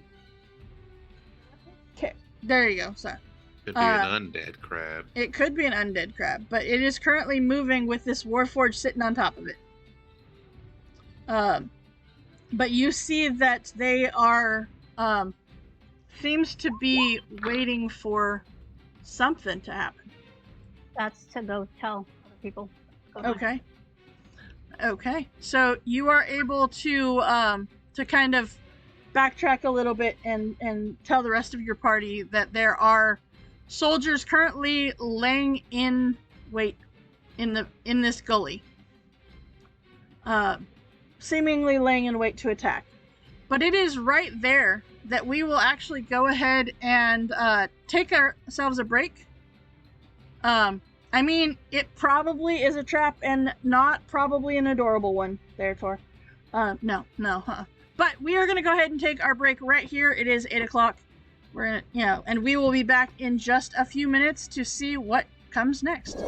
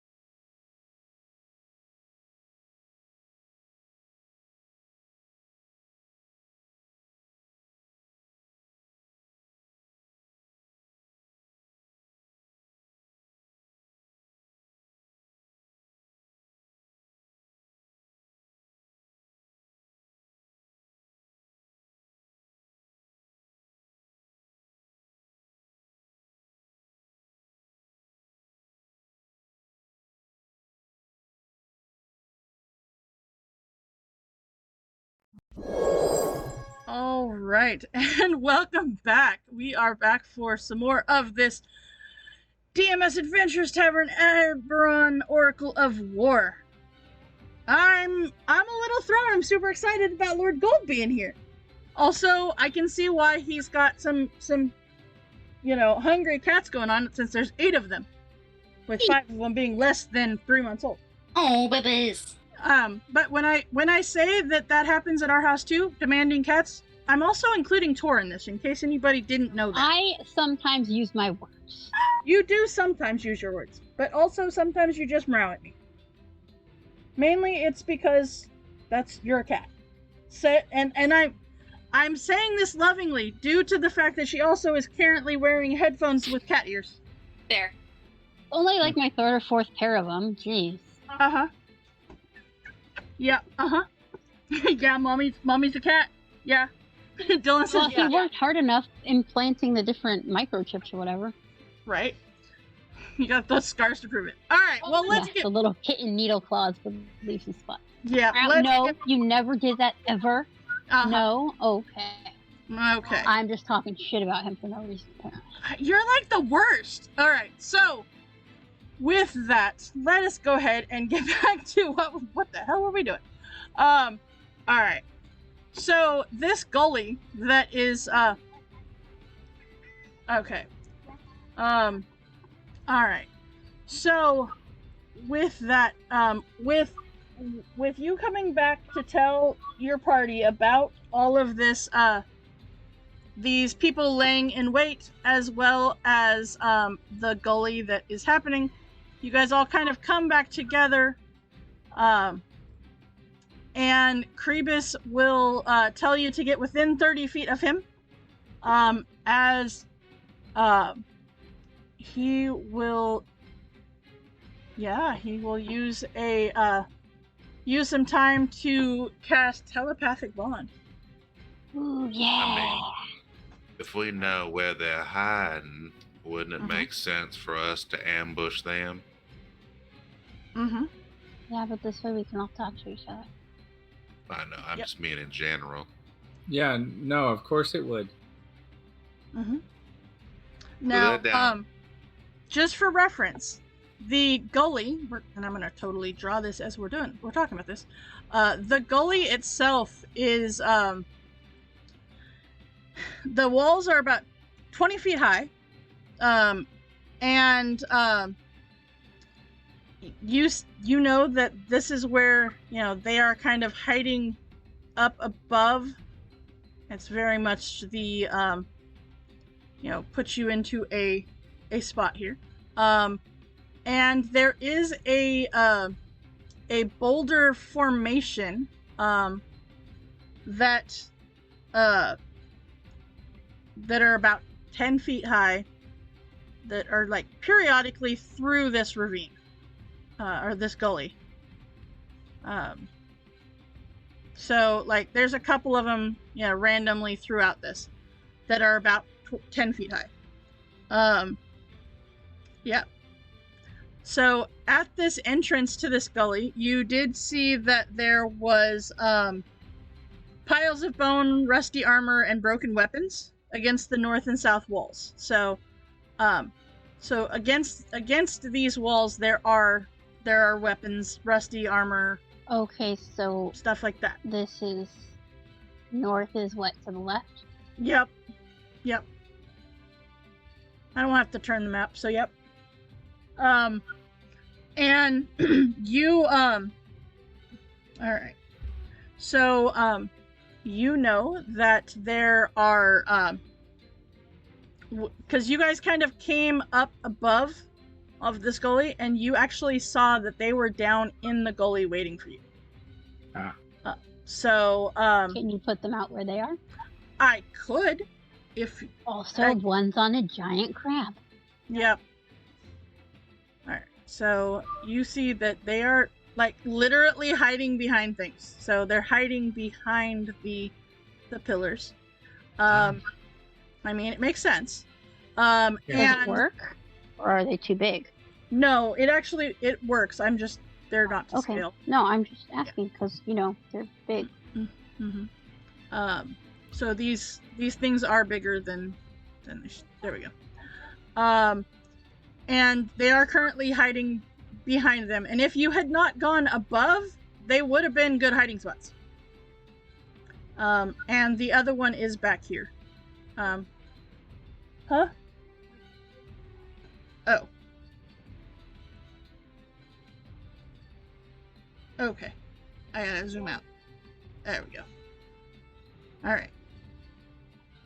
So, with that, the other one is farther back. The crab one? Uh-huh. Yep. So, Yeah. hold on. Gotta grab a giant crab. Yeah. Come on. Put it Anybody up. want to do a crab boil? Oh, good lord. Alright. So, it is currently giant. It is a giant crab, by the way. That's kind of what makes it even... I don't know if I want to say better or worse. Us. I mean, probably more worse than better, but they are bigger than the normal giant crabs that you would see. That's not reassuring. You're welcome. I didn't say I was reassuring you. So they're 30 feet above us, is that right? No, they are within the gully. These sides are 20 feet high. So Okay. you could come up on the sides and shoot down at them, but they are of the understanding that you will be coming through the thing, so that's why they are where they are. Well, then I would just as soon stick to the top of the gully and canyon and provide support fire. Before you leave, Dorian, Mm-hmm. Mm. you may need some boldness just in case. Okay. Was that a... You remember that Yeah. poster I gave you last time? With your SCs? Oh, was it the blast one? It's Yep. Yep. Oh, okay. Oh, sure, I appreciate it. I wasn't sure that was a code phrase for something, but... Yes, I will, consume the potion of boldness.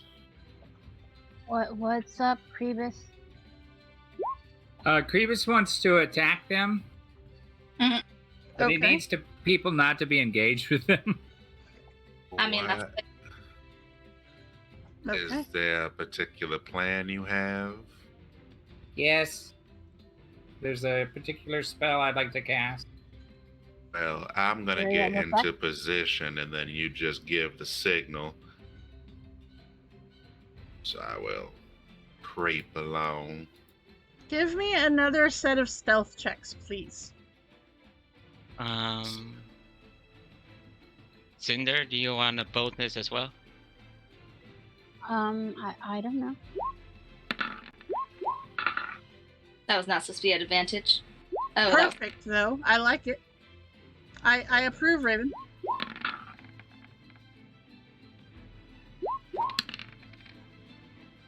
Okay. Alright. So, Arthur, that puts you at 14. Okay. Oh, okay. Curious That's is at amazing. 15. That was really amazing there, Joe. Alright. Raven, are you doing anything? I mean, I don't even think if I use hero points it will help, so... Not a whole lot, no. Mm-mm. Okay. Alright, so, Kribus, you have asked your party to not engage. So, Pretty How much. far away do we need to be? So that way we can get ready to rush in after. there we go. That You, way, on the map. I'll explain. You just need to be. Well, I'm going to center the spell on the Warforged. I can't get the crab, Okay. but you need to be outside of a 20-foot radius of about that point. Let's see. It's There are spell templates if you need them. yeah, but they. Okay, one of them moved. All right. There are spell I just templates? I just shifted them up a little bit so that it was more on the screen. What spell is it?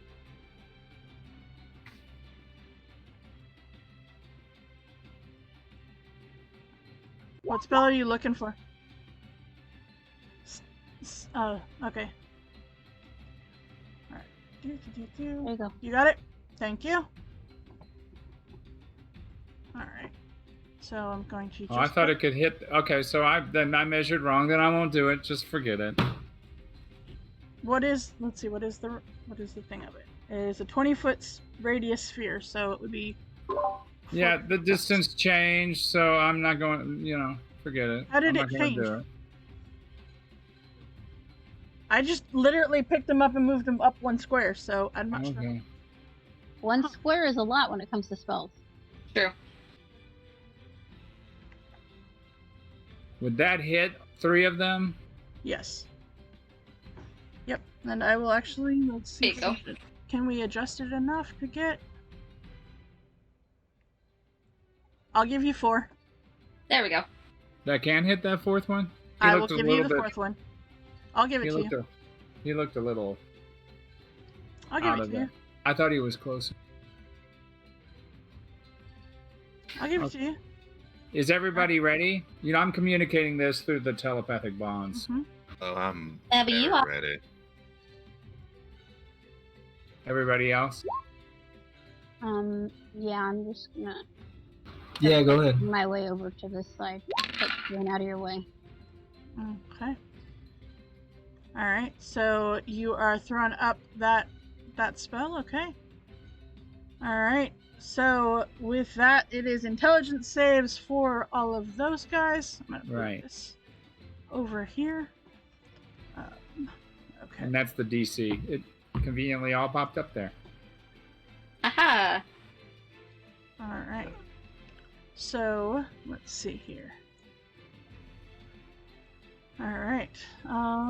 That is 1, 2, 3, and 4. Oops. Alright.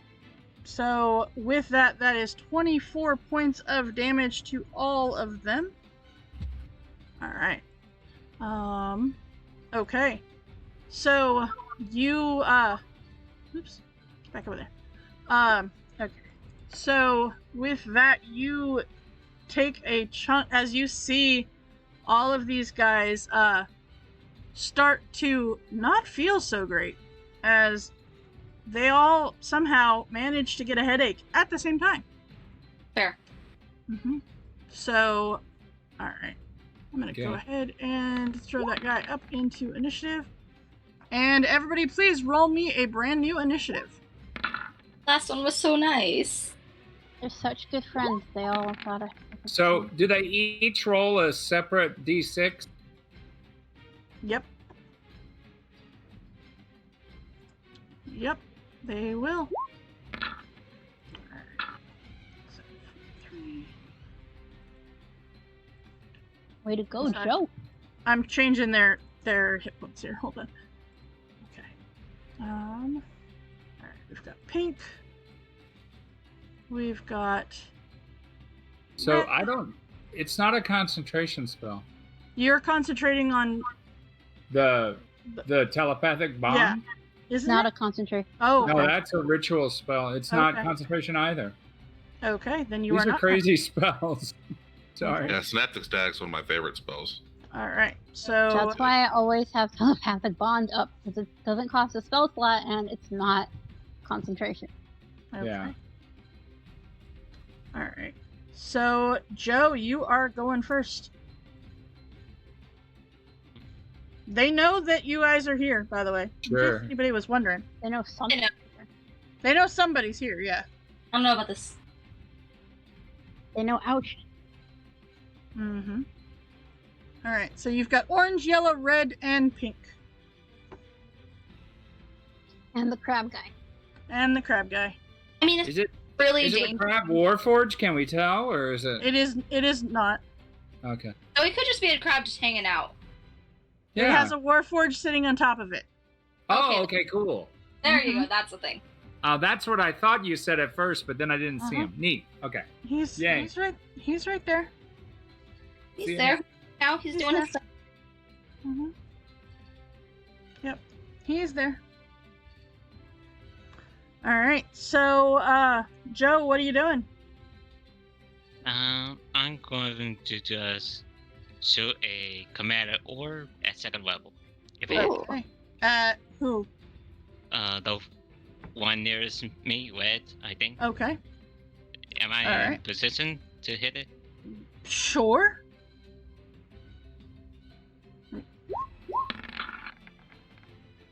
Okay. I use a heal point on that. Okay. Because, yeah, that does not hit. All right. So, 18 is exactly their armor class. Goodness. Alright, second level. I mean, to be fair, they are made of metal. That's why I'm gonna short circuit it with lightning. Mm-hmm. Okay. Holy moly. Alright, 27 points of damage. Okay. Alright. Dang. That guy's looking rough all of a sudden. Okay. And I just use the rest of my movement to move back a bit more. Okay. Alright. Dorian, you're up above them. What are you doing? I will target the one that was just hit. Mm-hmm. This one here, I believe. Yep. And I will roll my blessed dice Mm-hmm. and my first shot. That definitely hits. That guy's gone. And he'll adjust the sights. Mm-hmm. Aim at this yellow one down here. Okay. D4. And fire upon him as well. Mm-hmm. That will definitely hit as well. Alright. 23 points. Okay. Almost max. Yeah, almost. Alright. So That'd be then, my turn. are you gonna move or are you gonna stay there? He'll creep along the canyon here. Okay. Say right about here. Alright. Krebus, that brings us to you. Okay. I'm going to cast.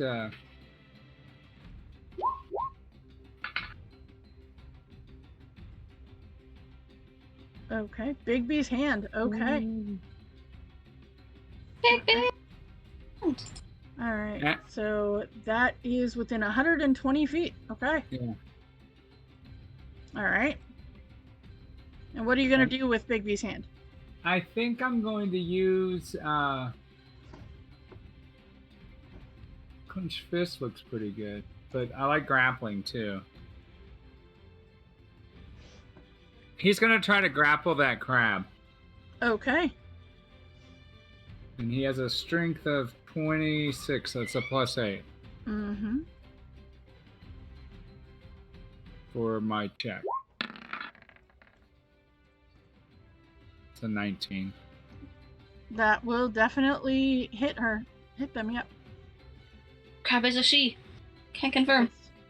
It is. Yep. Alright, so you are, okay, let's see here. Let me look here. So you are doing the grapple? Okay. Yeah. Alright, attempts to grapple, you can use their strength. Yep, I was reading because you had already put it in there. Oh, I had? Yeah. Yep. Alright, so let's see. Oh, I'm sorry. That's okay, you're good. This is that wall of text that makes it hard to read. I don't know. Why don't they break each thing into a paragraph? I don't know. That would make too. It's so hard to sit there. And... Alright. Thank you. Grasping hand. Thank you, Tor. Yeah. Alright. Use the I have a hand Google strength Doc with each thing spelled out. I don't know. solve. I need to put it into the spell sheet as the things to be able to click. Alright, so okay, so with that, alright, you use the hand strength score to resolve the grapple. So it is going to be a grapple against them, so they do get a chance to fight this. Right. So that, It also has a strength of +8, so Yeah, so it's a 19 that I have to beat. This mage is totally buff. No. Would the mage roll or would the? Or are you doing the crab or the mage? Were you grappling the mage or the crab? I'm sorry, I misunderstood. No, the guy, because I mean, Okay. yeah. Yeah, then that's who I had. I think we can handle the crab. Okay. So yeah, you have the mage, and the mage is grappled. And he's gonna do the bonus action to try to squish him. Okay. Wish. All right. So what do I roll for that? So it is literally they just take the damage. So it's 2d6 plus your spellcasting ability modifier. Okay. And my spellcasting ability is plus 5. Charisma. Mm-hmm. Yeah, +5. Okay, so 10 points of damage to them. Okay. Yeah, I'm a very charismatic animatronic animal. You are. Fair. You are. Okay. So yeah, that is 10 points of damage to the mage back there already. Okay. All right, Cinder Striker, that brings us to you. How are these other guys looking? A lot rougher than they started when you first saw them, but the psychic damage you don't really see. The only one that really has taken any physical damage would be Yellow. But they do have to roll their minus whatever their d6 is on every attack. Right. Or ability check. I'm gonna go ahead and Eldritch Blast Yellow then. Okay. Nope. You hit the pillar that was right in front of him, but you hit him the second time. Alright, 10 points of damage. It is officially very dented, and there's oils coming out of it. Fun. And then I'm gonna sneak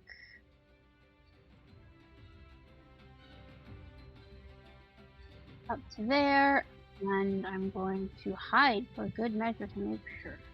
Okay. Alright, with that, using everything that they've got going on, alright. I actually did not roll for the other person. Okay, I'm gonna do that right now, because I apparently missed that. Okay, well that's fun. Alright, so they're going right there. Okay. Alright, so they are gonna go and they are going to run their distance forward, knowing that there are people out there. This one gonna go this way, gonna go there, and this one gonna come this way and gonna go there, and then they are going to let's see here. They are actually, this one will scoot over. They'll have stopped right there.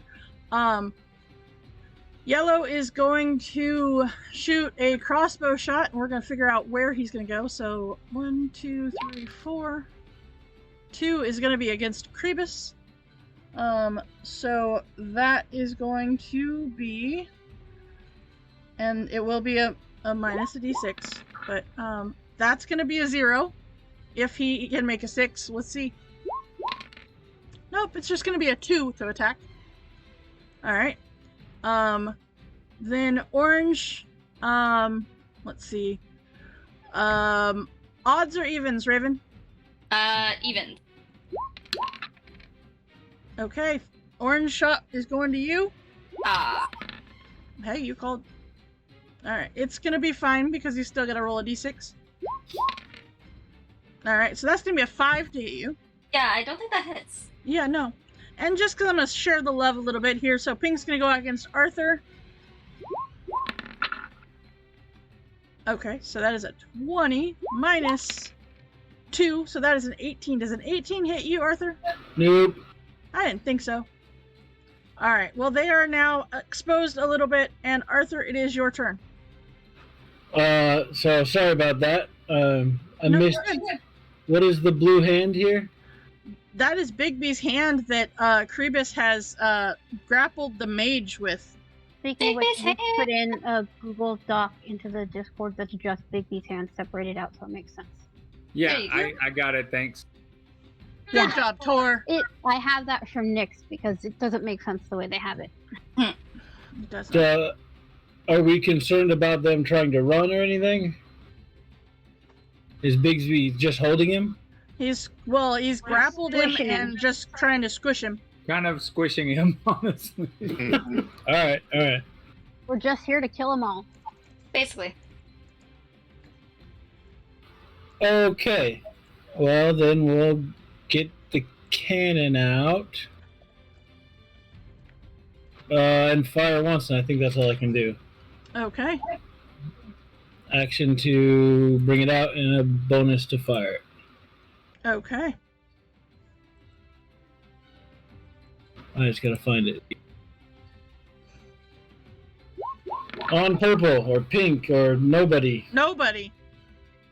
Okay. Alright. Unfortunately, that hits the wall right here and just, it makes a dent in the wall.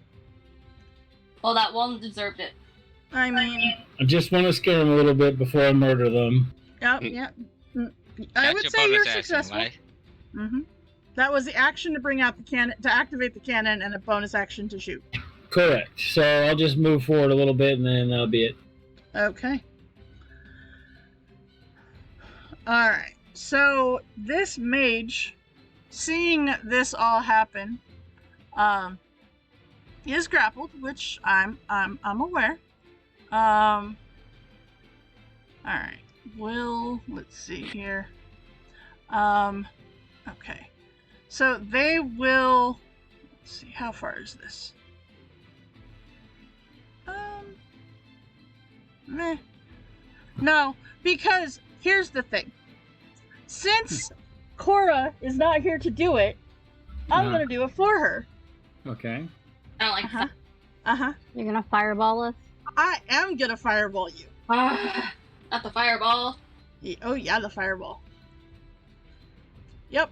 Oh, that's painful. Cora's not allowed to miss anymore because she's fireball. She specifically said today when she messaged me, that she's going to not have the option to do fireball. Okay. I don't know if I'm 60 feet away or not. I think I'm too far. I think you're too far as well.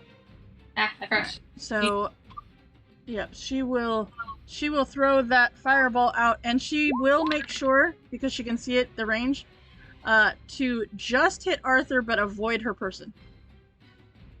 So Oh it's no, gonna. Pounce is gone. Okay. Oh, where's Well, Sir? I don't see Sir. I you didn't bring him out. I didn't. I have his. Well, Pounce wasn't out until I started sending him to do things. Yep. So Pounce is gone. So Tor knows the rule. You put him on the page, and or you bring him out to do things, and then Hold on, was it counter? Not though. it was not. They're not close enough. Oh. All right. So that is Yeah, a DC 14. You have killed many a familiar of mine. I have killed many of familiars, but all of your characters are still alive. All right. So 12. that is Joe, Krebus, Raven, and Arthur. A DC 14 Dex save or take 29 10, points of 11, damage. I was one off. One with that hero point. Yes. You said 14? 14 Oh yeah, I see it there. Half on a save, right? or take half on a 14. save. Yep. You know what? What? I'm gonna flash genius, Okay. but I'm gonna pick Raven. Oh, okay. So what does this All do? right. So you're gonna half that, not take the full 29. You'll take 14. Hey, that's much better. All Thank right. So Yeah, I'll take the damage this time. okay. All right. So with that, let's see. That is. Yep. So that is that. So that is a. Yep. That is all that they can do. All right, I'm Raven. gonna- Yes. Did everybody save? Yeah. Let's Oh, okay. see here. Yeah, I'll probably barely. save cutting words then. Okay. All right, Raven, what do you got? What does Raven got? Raven is going to go ahead and cast Shatter, Okay. and we're gonna do it after getting this thing off. We're gonna do it right here. Maybe, possibly. I want to do it on these two, but it didn't come onto the board because it hates me. Okay.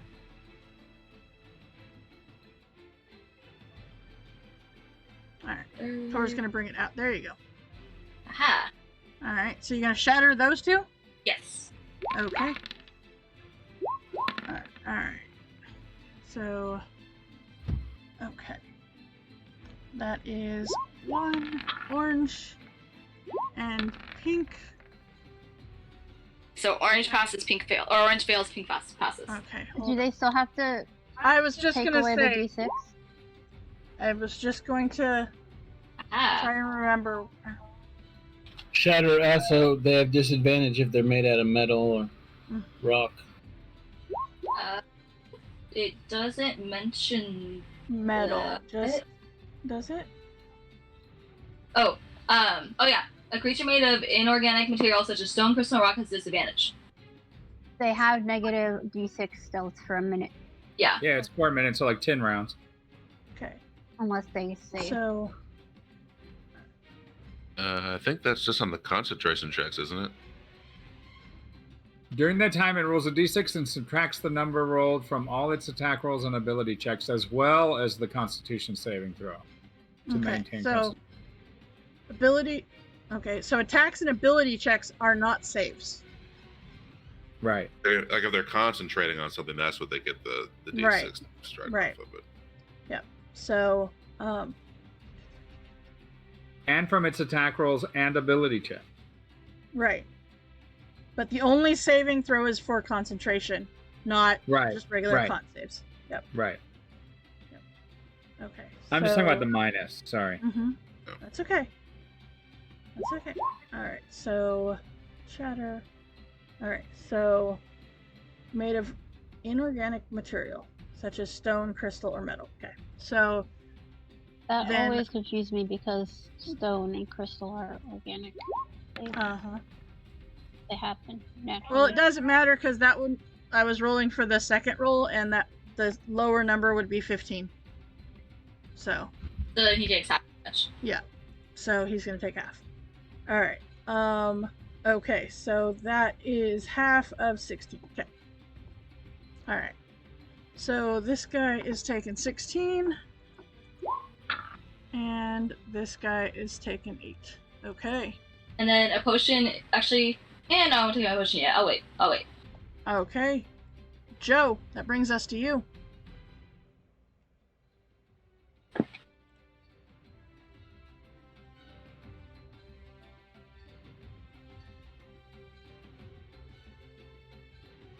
Did we lose Joe? Did we lose Joe? Coop. Did we lose Coop? I don't know. Okay.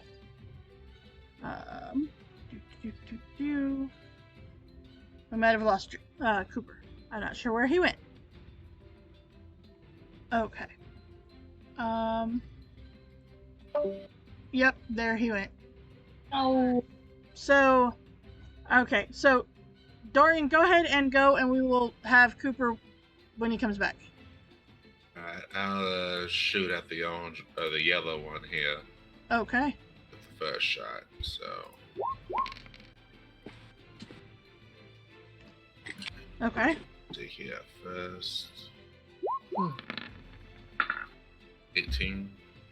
18 is just their armor class. Welcome back, Coop.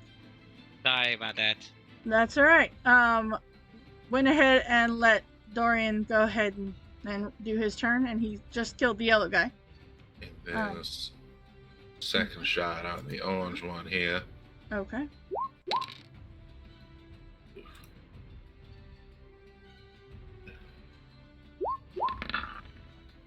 That is not gonna hit. And that'll be my turn. All right, so Joe, brings Um, us to you. Nothing. I just was going to drink the healing potion we have. Not move my Okay. token. Healing potion is a bonus action. Oh. Mhm. Okay.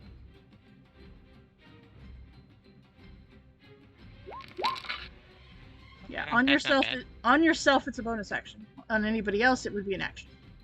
Mm-hmm. Okay. If that's the case, I'll do another Chimerical or at first level on Okay. On orange. Okay. Go for it. Ah. No. Mm-mm. Wait, I'm a halfling. I can't forget that. Oh, that's right. You're lucky, yeah. Yeah, that's right. You are. So go ahead and roll again. So 15 will still not hit. Well, I guess it's meant to be. The dice said no. Poop. All right. I need a murder. I'm lucky. I'm supposed to be lucky. You don't have to remember that. It's okay. All right. So, Krebus, that brings us to you. Okay.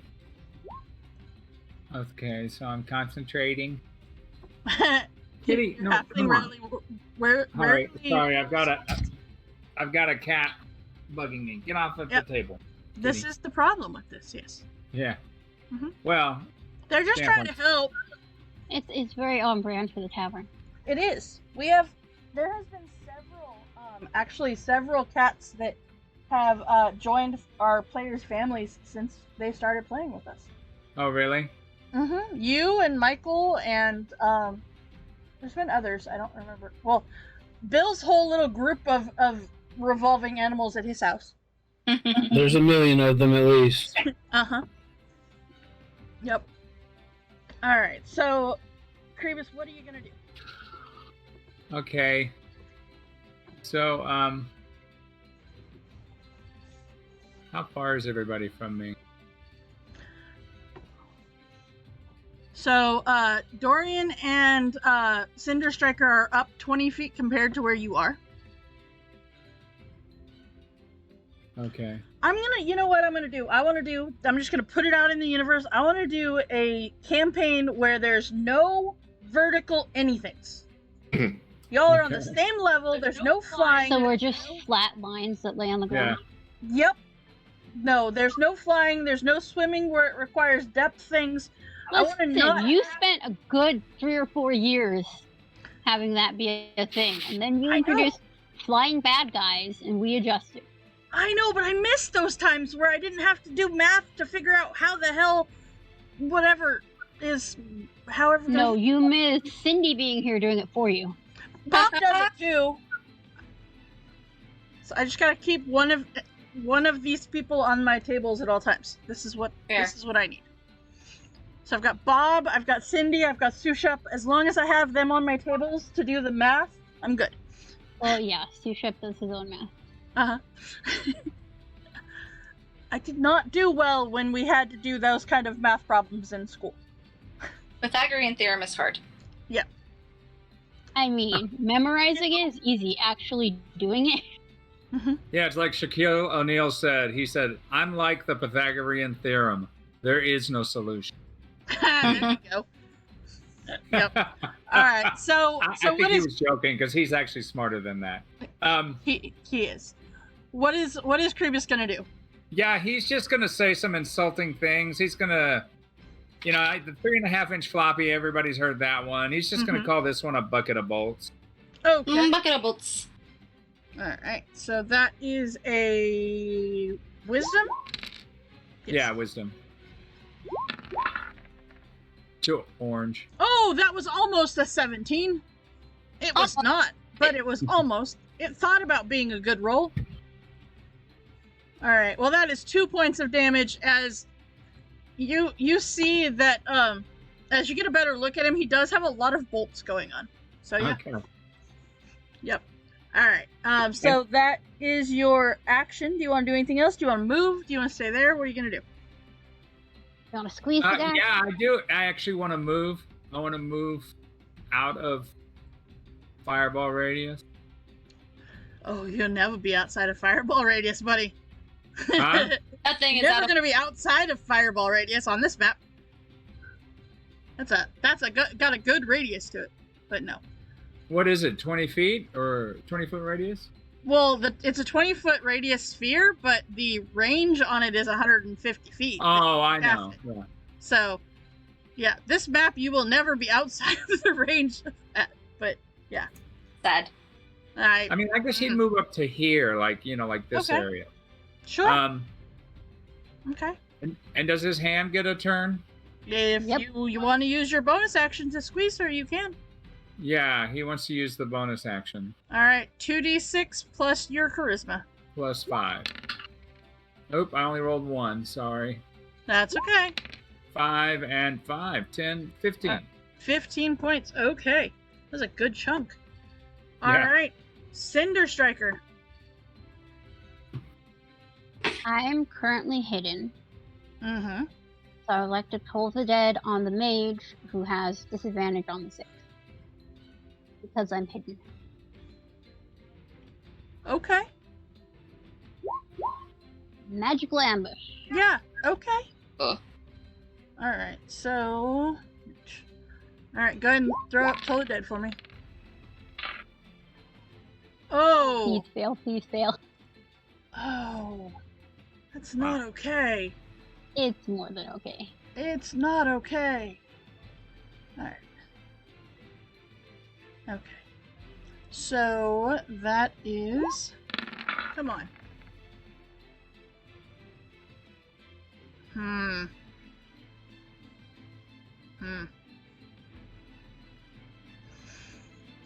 You being grumpy about it over there? I'm considering the reroll that I was given. I'm considering it. Is it worth it though? What if you need it to kill us later? It's worth it to make me stop doing my happy dance. It kind of is. We're gonna use it. We're gonna use it. Yep, that was totally worth it. Alright. So, hey Cinder Striker. How does your Toll the Dead affect her? What does the bell sound like? It's gonna sound like her body being crushed by the big bee's hand. Ooh. Okay. Ooh. And it does. It crushes her. She is gone. Cool, and then I'm gonna move and hide again. Okay. Alright. So, with that, these guys are going to move forward. And seeing that Arthur's the only one that they can actually get to. Sorry, Arthur. Bring it. Alright. So, they actually get to have a chance at this. Alright, so you see that they have a long sword in one hand and a short sword in the other when they come up to you, as they have switched up from the crossbow. So that will be 1, and I will roll the d6s as well, so give me just a second. But I don't think I need to, except for that natural 20. So they have 2 swords, they don't have the blade arm thing? They do not have the blade arm things. These guys have 2 swords. They're not special enough. Alright, so... Although that is a natural 20. Okay. Does a 20 hit you, Arthur? 23 is my AC. Okay, so... So technically, but also- Technically it's a 20. However, it is a natural 20, so... Yeah. Okay. DM ruling on that. Yeah. No, I'll give it to you. It's fine. It's a 20. Alright, the other one is gonna go. So that is 1, 2, and then 3. Alright. Nope. So, just for reference, none of them could hit you. So, yeah. Alright. Wily old man. Alright, Arthur. There's 2 of them right there for you. I am, first of all, gonna send the hat 15 feet because it can run. Uh-huh. Here-ish. That way it doesn't have disadvantage on its shot Mm-hmm. at orange. Okay. They can get an attack of opportunity on it, I guess, if they want. I mean, why not? Sure. We'll try. I'm pretty sure that's not going to hit because it's going to have a d6 anyway, but does a 14 hit them to begin with? The cannon's got an AC of 18. Yeah, then, yeah, no, I'm not even going to worry about rolling it. Okay. Come on, Arthur, those guys got on your lawn. Yeah, the cannon may as well just not even come out. I mean, the cannon is just having a day. Just do it my own self. Uh-huh. I got you. And you know what? It hits. Alright, so 9 points of damage. Was that on orange or on pink? That would be on pink. The cannon would shoot at orange. Just checking. Alright. The mage is dead. So, Raven, that brings us to you. Alright, Raven is gonna move over here. Actually, I'm gonna go a little bit further because I can go a little further. And then I want to cast command on the crab and tell it to come here. We're gonna see if we can get us a crab. Okay. Okay. Alright, so let's see here.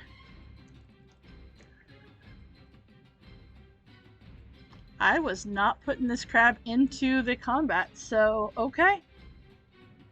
Well, Linda's here. Come on. I mean, it's thing. No! Crab, I just want to be your friend! Nope. And also... Alright. And then, just to be safe, because I probably should have used this earlier, I'm going to use my potion of healing, one of my potions of healing that I have. Okay. So I don't die, just in case. You never know. I mean, it's true. Alright, Joe, what do you got? Not that. Not. I wasn't trying to click that. I was trying to click my spell seed. Okay. That's all good.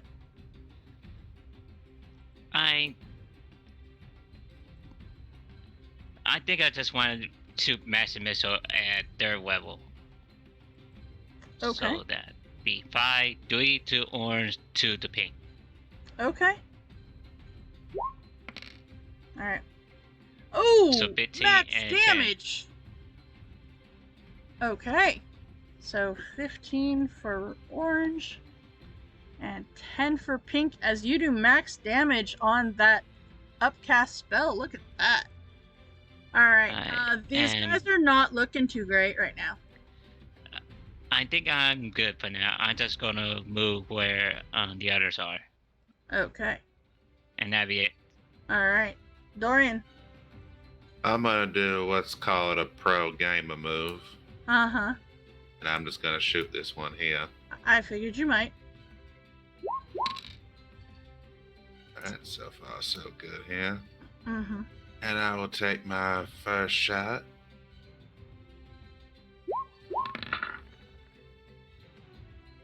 So 21. That will hit. And that guy's gone.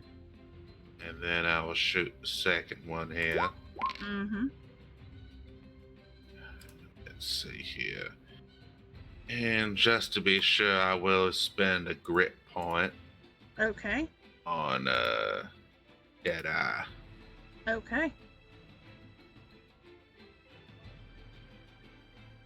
Raven, do you really want to date a guy with such dead eyes? Alright, and that guy's gone too. Alright. Okay. So, here's the thing about this situation. There's the crab. Only mad at Raven. Raven. Mm-hmm. Why Yep. is the crab at me? Because you tried to command it. But what if I offer it food?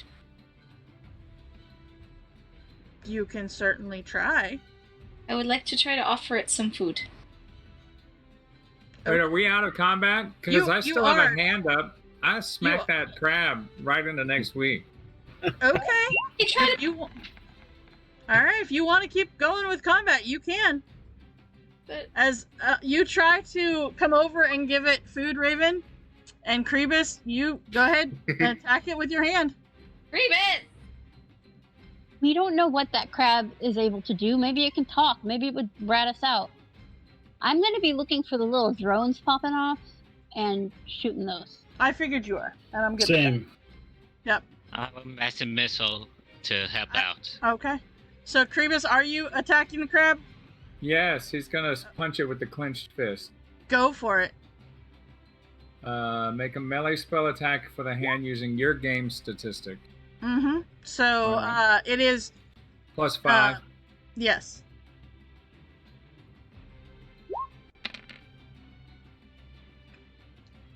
Okay. 12. So 12 will not hit it. Not if I use a hero point. You can so 14. its armor class is 15. Is it really? Mm-hmm. Yep. It is it has a shell. It is an armor class 15. Natural armor. Okay. Man, I should have hit.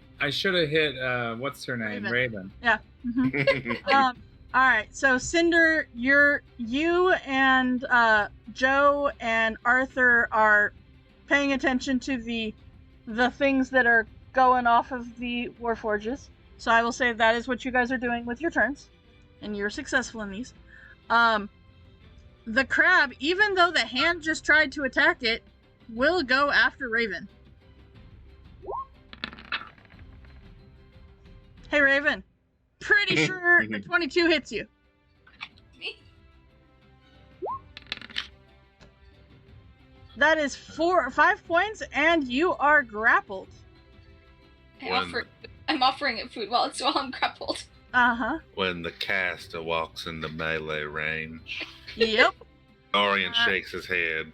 Uh-huh. Alright. So, it does have 2 claws, but it'll only do 1 attack. Because it has you grappled. Alright, Arthur, you are making sure that these drones don't go off. So, Raven, what are you doing? I mean, I already had rolled my animal handling check. I know, but it didn't work. I'm gonna try to cast command again. And say friend. Okay.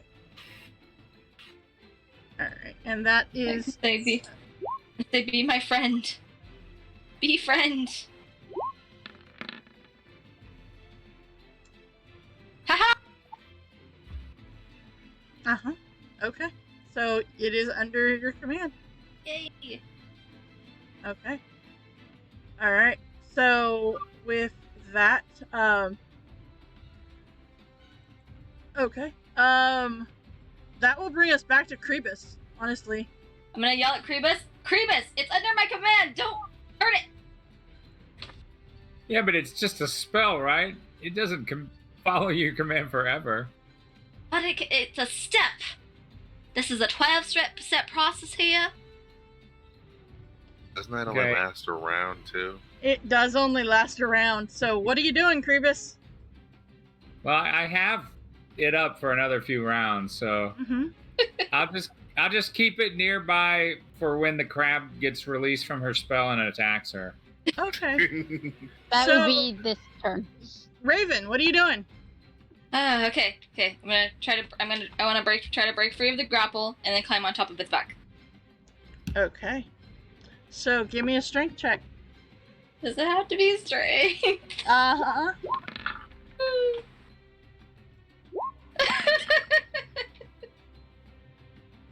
No. And so you were looking for DC 11. So. Yeah. Okay. So, Krebus, you see that Raven tries to get out of the grapple and it does not work. Are you doing anything with the hand?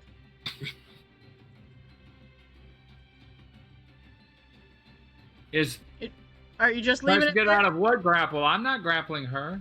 The crab is The grappling. grab is, though. Mm-hmm. And it's not letting her go, even though it's under her command? Nope. Is that what you're saying? Yeah, that's what I'm saying. All I said was it has to be my friend. I didn't say it had to let go of me. Right? Exactly. Okay. Just went from a grapple to a hug. Exactly. Right. It's just hugging you with God, its... why am I rolling so crappily? Okay, so that is a Ain't I'm 11. enough to hit. Yeah.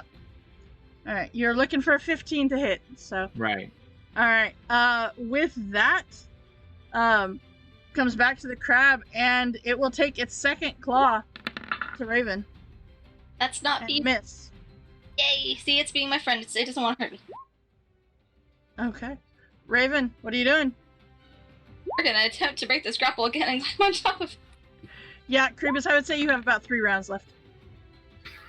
Okay, you are still grappled. All right. By this point, the rest of you guys are just watching for entertainment purposes.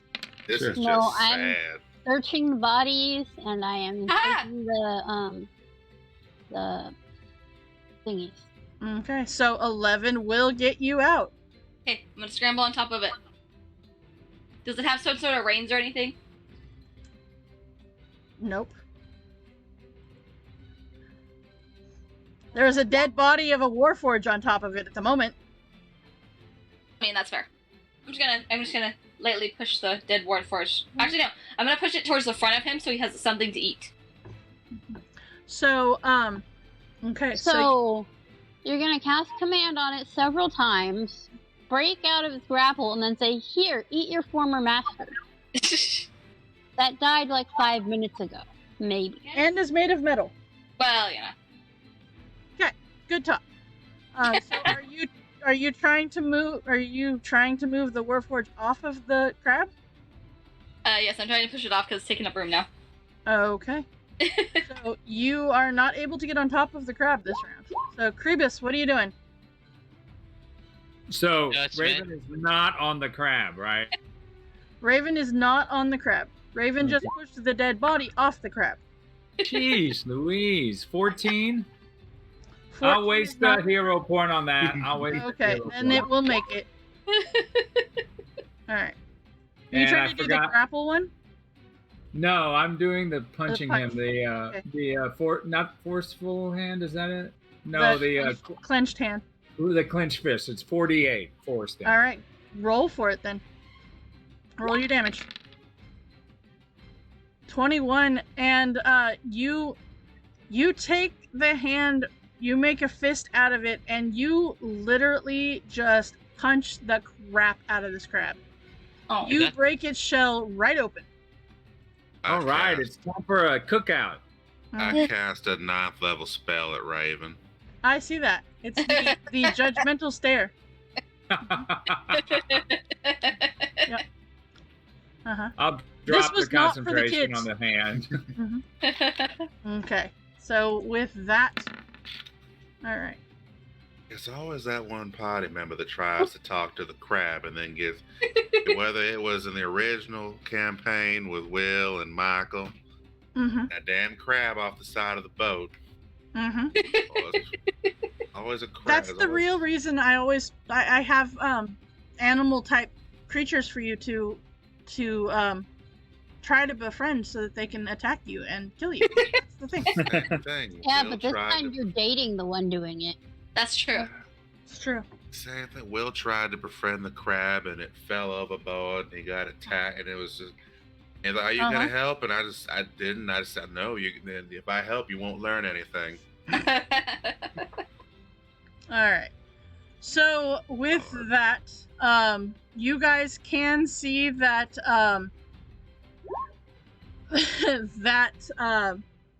you were going through stuff, right? You said. Yep, you I sure? was looking through everything and taking their actions. Okay.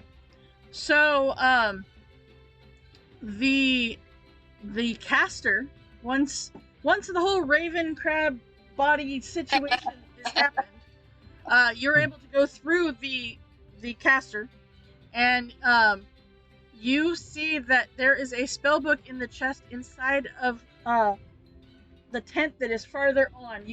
You have to get past all of this crab body situation thing, but further in the gully there is a campsite, and you're able to go raid this campsite.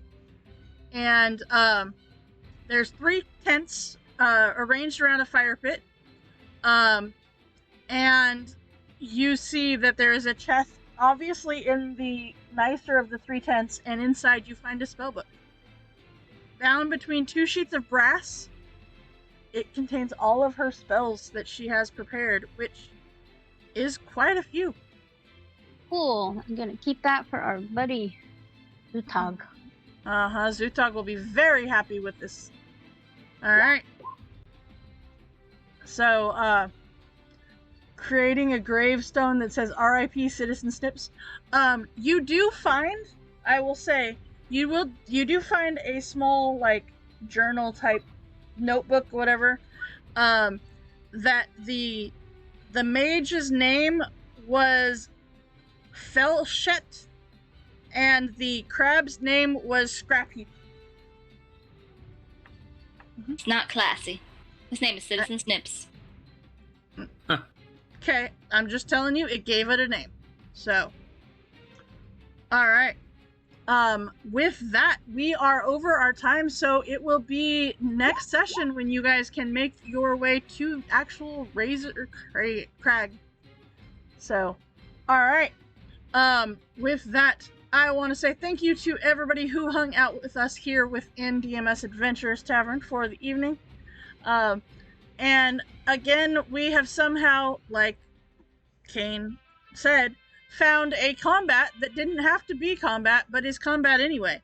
Hey. It's just a thing. So, just a reminder that tomorrow we have our Strict 7 College of Chaos adventure. And then on Monday, we are starting our brand new campaign.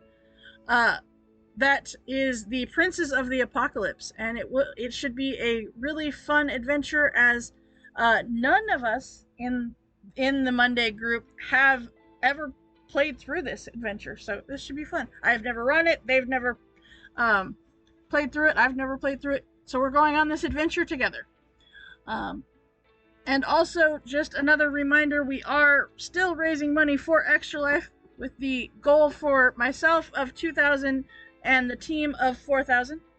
And let's see here. I don't believe there's anything else, so let's see who is on that we can raid. Okay.